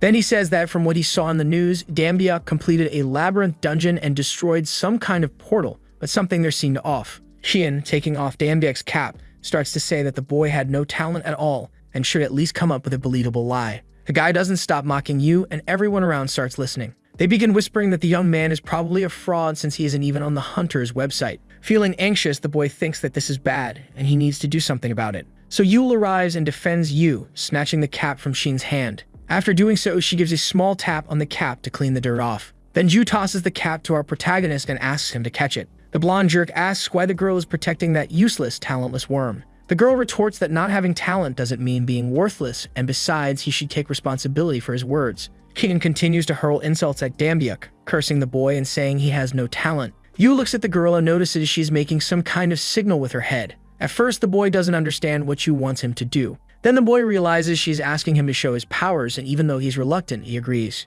He uses his wind talent and leaps onto a bus. The rich kid is stunned by what he sees because he didn't believe in the boy. Jung comments that someone without talent couldn't possibly do that and continues to complain. The insults don't stop, and Dambiak just thinks it's a waste of time dealing with that jerk. Seeing that nothing would work, the young man says he is leaving, but Chien doesn't let him and continues mocking the boy. After a while, Yu thinks that after the incident with Chien, he realized he had to pass the hunter's test as soon as possible. Luckily, he heard there was a hunter test scheduled in Dokdo. After getting ready, the boy stands in front of his apartment, wondering how he will get to the exam, and suddenly a car approaches him. He says he wanted to go alone. When he looks inside the vehicle, he sees something. Ju is calling the boy because she's going to take him to the hunter's test. When he gets out of the vehicle, he thanks the girl because he arrived quickly. Thanks to her. Already on the island where the test is taking place, a crowd can be seen gathered, ready for the challenge. Amidst the crowd, Yu stands beside So Yul, and the boy wonders why the girl followed him there. Our protagonist asks if the future successor of a guild could be so casual like this, and she replies that she had no plans for that day.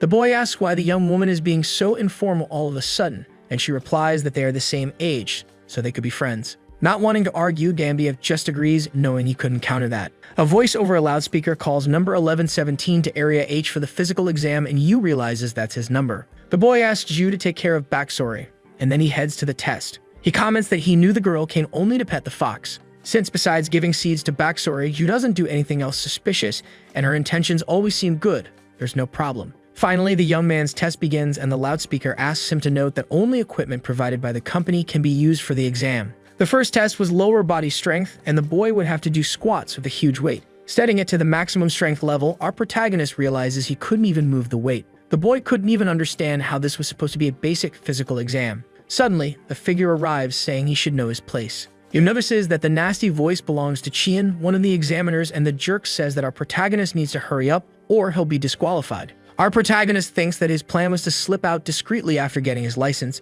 but he'd have to do something about it. So he starts to concentrate his divinity into his body, and Jung keeps mocking the boy. The boy does so many repetitions that he gets 6 stars on the lower body strength test. He continues his test, getting 6 stars on the upper body strength test. During a general strength test, Yu was even getting bored because he was completing it so easily. Even his speed reached a 6-star level, and seeing all this, Chien gets extremely irritated, saying it was impossible. The jerk grabs another examiner by the collar and asks him to stop this right now, but the man apologizes and says he couldn't stop the test. Jung keeps insisting that the exam is a mistake, and it doesn't make sense for that loser to be doing all that. After the results come out, our protagonist was nearly perfect in almost all the tests, so Dambiak proceeds to the next room. Elsewhere, a person standing on top of a magic circle says he would like to give his sincere congratulations to all aspiring hunters. He mentions that the next test will judge the indispensable quality needed to become a hunter, the spirit of teamwork. The man explains that they are not allowed to use any equipment besides what is provided, and everyone should focus solely on their group's monsters. After pressing a button, the floor under all the groups starts to descend, and Yu, looking down, sees some aquatic creatures waiting for him. When they arrive at the bottom, one of the huge monsters moves to attack the young man's group. Then the creature charges at one of the members, who was bald. The bald man barely manages to defend himself but is thrown backward. He ends up in a disadvantageous position, and the fish steps on him. The creature prepares to finish off a human. But before that human could see his death, someone starts running toward the bald man. This figure is Yu, who steps forward to defend his teammate. Turning back, he asks if his friend could get up. Then the boy says he'll take care of this side and asks the bald man to go in the other direction. After dodging the fishman's attack, Dambiak charges a powerful strike with his sword. The young man concentrates enough and then hits the fishman's chest with a full force attack. The creature, after having his chest pierced, falls lifeless to the ground. Once again, Yu notices someone is in trouble and he looks to the side. He sees 2 people being attacked, and one of the victims is a blonde girl who couldn't withstand the blows from the fish monster. With extreme speed and his swordsmanship talent,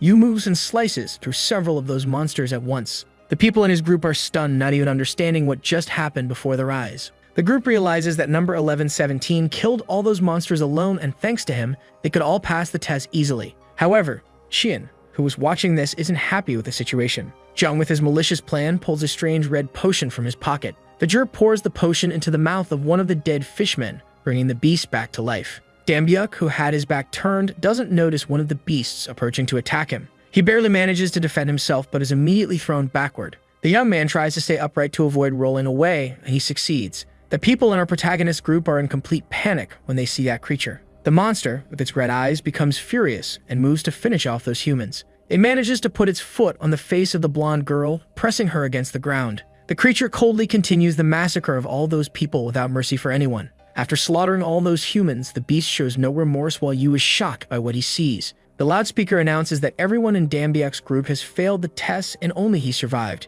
At this moment, Chin appears above him saying that the boy can no longer earn points without his teammates and asks if Yu is still going to continue. Finally, the jerk says he warned Dambiak that he should know his place. The young man, irritated, thinks he knew something was wrong but didn't imagine that Monster Jung would go so far just to make him fail. Clenching his fists, the boy starts walking forward, and Jung asks where he is going. Our protagonist just tells the boy to shut up and starts covering his body with divinity again. He thinks he will definitely pass and become a great hunter, no matter what happens. With all of his strength, Yu starts slashing all the monsters inside that place, even the beasts other groups were facing. After finishing an army of fishmen, the young man states that even if he can't earn team points, he can earn individual ones. Looking up, Chien and the man in a suit conducting the test are frightened by the boy's strength. The man conducting the test is finally about to give the result. However, an alarm starts to sound and an emergency alert announces that everyone in the test room should head to the nearest shelter. A huge tsunami has been detected near Dokdo Island and is heading in that direction, causing everyone to panic.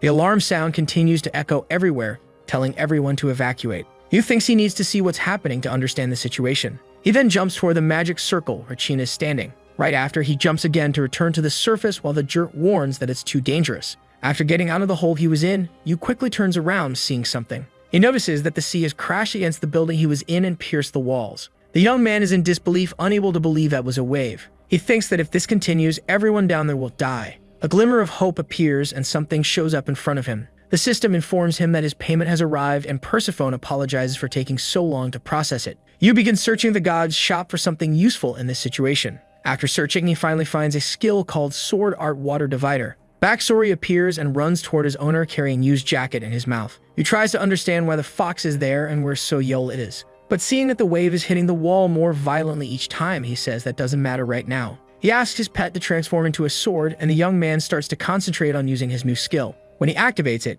his eyes turn golden and his body is enveloped in an aura. The boy feels like he's floating and right after, he manages to cut the massive wave coming toward him in two. Dambiak is extremely happy, seeing that he managed to stop the advance of the tsunami. But the water that was coming violently now falls slowly over our protagonist, drenching him. Having almost drowned, the boy starts spitting out water and the alarm sounds again, asking everyone to go to the nearest shelter. The voice echoing through the loudspeaker informs them that there is a high possibility of a second tsunami, so everyone should take shelter. Dambiak panics, realizing that another one of those things could hit him again. And looking at the destroyed place, he thinks he won't be able to stop another tsunami. Suddenly, the system materializes in front of him, showing an urgent recruitment notice in which Poseidon wants to repair his palace. He realizes that tsunamis are becoming frequent all over the human world, meaning it's all coming from the god's world. The young man puts on his jacket while thinking that he has already had his things stolen by dwarves. Persephone tried to escape whenever she had a chance, and so far the gods have only caused problems. So with no choice, the boy promptly accepts this new job. Right after that, he is teleported underwater to an extremely beautiful place. The boy looks at some sculptures there and is amazed. An unknown figure appears beside him, and Yu asks who the unknown being is. Dambiak, looking closer, realizes that it is Hephaestus. The god begins to laugh, stating that he knew he would see our protagonist's face again. Going over the pet backstory, he is happy that the moon fox has grown. However, the animal seems uninterested and turns his face away to avoid being petted by Hephaestus. The god is extremely sad that the fox doesn't like him, and Yu explains that backstory is very shy. However, the boy also thinks that the fox really likes Soyeol, but with Hephaestus, it's different. But putting that aside, Yu asks why Hephaestus is there. The deity responds that there's no way the repair blacksmith would be left out of a situation like this, and the man states he's glad Yu is there.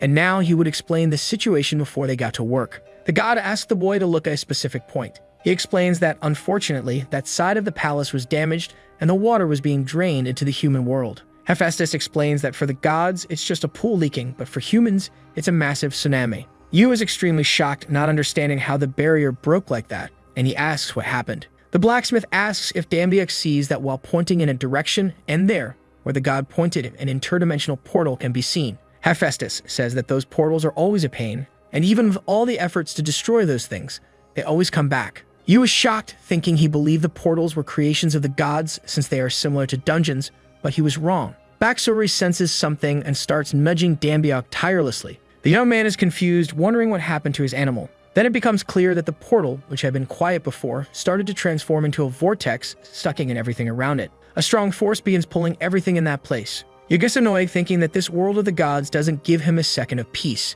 Hephaestus states that he will take care of it, so the boy should hold on to something because if he gets sucked into the portal, it's over. However, Asura cannot hold on and starts getting pulled in. Seeing his pet being dragged into the portal, Dambiak panics, wondering what he could do. Hephaestus begins to create a power of flames that forms above his head. A massive portal appears and a hand starts emerging from the power created by Hephaestus. Hephaestus continues concentrating while invoking his magic above his head. The man begins to charge a powerful attack and soon after, he unleashes it. Then the hand Hephaestus created with his energy does the same and strikes the purple portal. However, apparently the massive portal doesn't suffer any effect. Seeing that he wasn't managing to stabilize that thing, the god of smithing panics. He keeps invoking his fire magic around it, but it apparently has no effect. Even concentrating all his power, the portal continues to clash against and repel the fire. Seeing the situation, Dambiak thinks that a god of the highest class is on a completely different level from him. The hands summoned by Hephaestus begin to be overwhelmed by the darkness emitted by the black portal. From the purple portal, a humanoid hand begins to emerge and Yu notices this. Even with Hephaestus trying to stabilize it, it doesn't work and several fish-like creatures start coming out of the wormhole. Yu is impressed, not knowing that portals in the world of the gods also have hordes of invading monsters. Hephaestus calls our protagonist's attention and snaps his fingers. With the snap of his fingers, a portal appears and out of it comes a sword. The god asks our protagonist to take that weapon since he will keep the enemies at bay. While grabbing the sword to wield it, the young man thinks he thought this was a repair job, but he was too unlucky for it to be that simple. Immediately after, he states that he will need a bonus to forget this and charges toward the creatures. The young man passes by one of them, making a slash while getting excited for the fight. However, for some reason, the fishman that was hit just smiles and Yu is startled. The creature that was struck doesn't seem to suffer even a scratch and quickly counterattacks Yu. Dambiak barely manages to dodge and doesn't suffer any injury. Looking at that, he can't believe what he's seeing. Dambiak thinks he hit the monster using his divine power, and even so, the beast counterattacked. At that moment, the fishman speaks, calling the Olympians disgusting. Yu is still in shock with all this information, not even believing that the monster can actually speak. He recalls the moment when he faced a portal for the first time and thought those beasts were weaker than the ones in the dungeons. The boy doesn't let himself be shaken and keeps wielding his sword, ready to attack. However, looking at that army of fish-like creatures, the young man thinks it could be dangerous. Dambiak hears a loud sound, and looking back, he sees an army of fishmen of the same race that came out of the portal, but this time they seem to be allies. The good fishmen begin to charge into battle. Then the two armies of the same species clash, and a fight breaks out between them. A bloody battle ensues, and Yu just watches from a distance, trying to understand why they are fighting each other. Looking at the shoulder of one of them and seeing a blue symbol, the boy assumes that those fishmen might be reinforcements from Poseidon, and that the others are enemies. Our protagonist comments that he was scared because he thought he would have to fight the entire army alone, and because of this, doesn't notice an enemy approaching. At that moment, the creature gets close enough to attack Yu. Thanks to his intuition skill, the young man easily deflects the blow and defends himself. He thinks that if it's just one, it's quite possible to win that fight, and he immediately prepares for combat. With extreme speed, the boy unleashes a flurry of strikes on the monster. After delivering the attacks, he becomes worried because it wasn't a coincidence that the enemy endured his first blow. Dambiak seems irritated but continues unleashing multiple attacks with his sword. Staring at the beast that was defending itself, the boy thinks that even with all his divine power, all he is doing is scratching that monster. The beast then says it's tired of playing with Dambiak and moves to attack the boy. With a terrifying aura, it tells you to die and immediately prepares a strong blow. Fed up with this, the boy prepares for a powerful counterattack, telling his enemy to try to withstand it. He then uses his new skill called Wave Divider against his opponent. The slash cuts through all the monsters in front of Yu, and absolutely everyone freezes after seeing that intense power. The attack passes through and manages to cut most of those creatures into several pieces, even destroying part of Poseidon's palace. Smiling and proud of his power, the boy says that was easy. The surviving creatures become furious and curse our protagonist. Right after seeing the boy's danger, they all charge together at Dambiak. Once again, the boy begins charging his Wave Divider attack, saying it's going to be a piece of cake. He thinks that his abilities are showing, and right after, he moves to strike his opponents. However, he receives a notification that he doesn't have enough skill points for the Wave Divider. In the middle of the attack, the boy realizes he won't be able to use his skill and is shocked. He gets frustrated with his sword, thinking that everything was going so well, but it all went down the drain. The creatures charging at him do not relent and keep coming, and at this moment, Dambiak tries to surrender. But several shots are fired in the direction of the fishmen. All the monsters attacking Yu are hit by gunfire. Suddenly, a person holding a pistol reveals themselves and curses the fishman, threatening him afterward. A familiar short figure pulls the pin from a grenade and immediately throws it toward the monsters, saying that fish taste better when fried. Dambiuk realizes these people are Red Fist and his subordinates. The man apologizes for being late and calls Dambiuk sir. After the grenade explodes, the boy is a little dazed. Looking in the direction of the explosion, he notices that a good portion of the fishmen had suffered minor injuries from that attack. Seeing the dwarves, he is happy that reinforcements have arrived. One of the monsters, as soon as he recovers from the attack, curses those dwarves and gets angry with them. Immediately after, the monster charges to finish off those beings. The blonde dwarf with his weapon in hand remains undeterred and keeps pointing his pistol at his enemy. However, he notices that for some reason, the fishman is holding a rock. The beast throws that object at the dwarf's hand, causing him to lose balance with the weapon. Then the creature moves to finish off the little one. The enemy manages to land a powerful kick squarely on the blonde's stomach, sending him flying past Red Fist. Seeing his subordinate get hit, the dwarf chief becomes extremely angry. He grabs his hammer and charges to return the attack against the fishman. The beast can't do anything and is simply crushed by the immense strength of that small dwarf. Seeing this, Dambiuk is impressed and in disbelief. Realizing that the monster was finished with just one blow, he concludes that the dwarf's hammer is incredibly strong. Pausing to think, he remembers that when he fell into the river Styx, he accidentally used the dwarf's hammer because of the skill he received. Dambiuk, staring at that powerful aura, feels scared and desperate. Finally, with a terrifying expression, the creature calls everyone their insects. The creatures sent by Poseidon think that this is their lord and start celebrating because he stopped the vortex. For some reason, as he stares at the creature, Dambiuk can't believe that this is Poseidon. The monster emits a terrifying purple aura and is smiling. Yu then surprises the fishmen and asks them to wait. The boy questions if the owner of that chilling aura is really Poseidon, and his army realizes that the man does seem strange. The creatures say that looking closely at being doesn't seem like Poseidon, and Dambiuk begins to feel something sinister. He thinks that this threatening presence is the same as the one that came from the portal, and the young man also thinks that besides all that, his intuition is now screaming. All of his instincts scream that this creature was dangerous, and at that moment, the unknown being looks in the direction of those insects and calls them bastards. The being starts to create purple energy at the tip of his trident. Seeing this, Dambiuk asks everyone to be careful because something is coming. The ball of purple energy grows larger at the tip of the trident, and this fake Poseidon prepares to launch it. The fishmen watching can only watch the scene because they can't react in time. Then from the purple energy, several slashes are spread all over the place. All the poor creatures that were there die. Yu barely manages to throw himself to the ground and escape the attacks. After that massacre, the blood of the victims spreads everywhere, and the only one left standing is the unknown creature. The being places his hand over his face and begins to laugh hysterically. He starts mocking all the fish he killed, feeling happy about it. The laughter of that beast can be heard everywhere. Once again, Yu's intuition kicks in, and the young man feels like this monster is something he could never defeat. The creature, seeing someone moving, immediately turns around. Realizing he left a piece of trash still alive, he points the trident in Dambiuk's direction. The fake Poseidon launches a barrage of attacks at our protagonist, who barely manages to dodge and survive. Desperate, realizing he has been noticed, the boy tries to think of something. He says it would be fine if he could use wind speed, so he does, activating his ability. The boy starts running as fast as possible to survive this event. However, the unknown being simply opens a terrifying smile and in the blink of an eye, appears in front of Dambiuk, asking where the boy is going. Once again, he orders you to die while charging up another attack at the tip of his trident. Seeing that cosmic energy, the young man can only say that he doesn't want to die. An explosion is seen and a cloud of smoke takes over the area.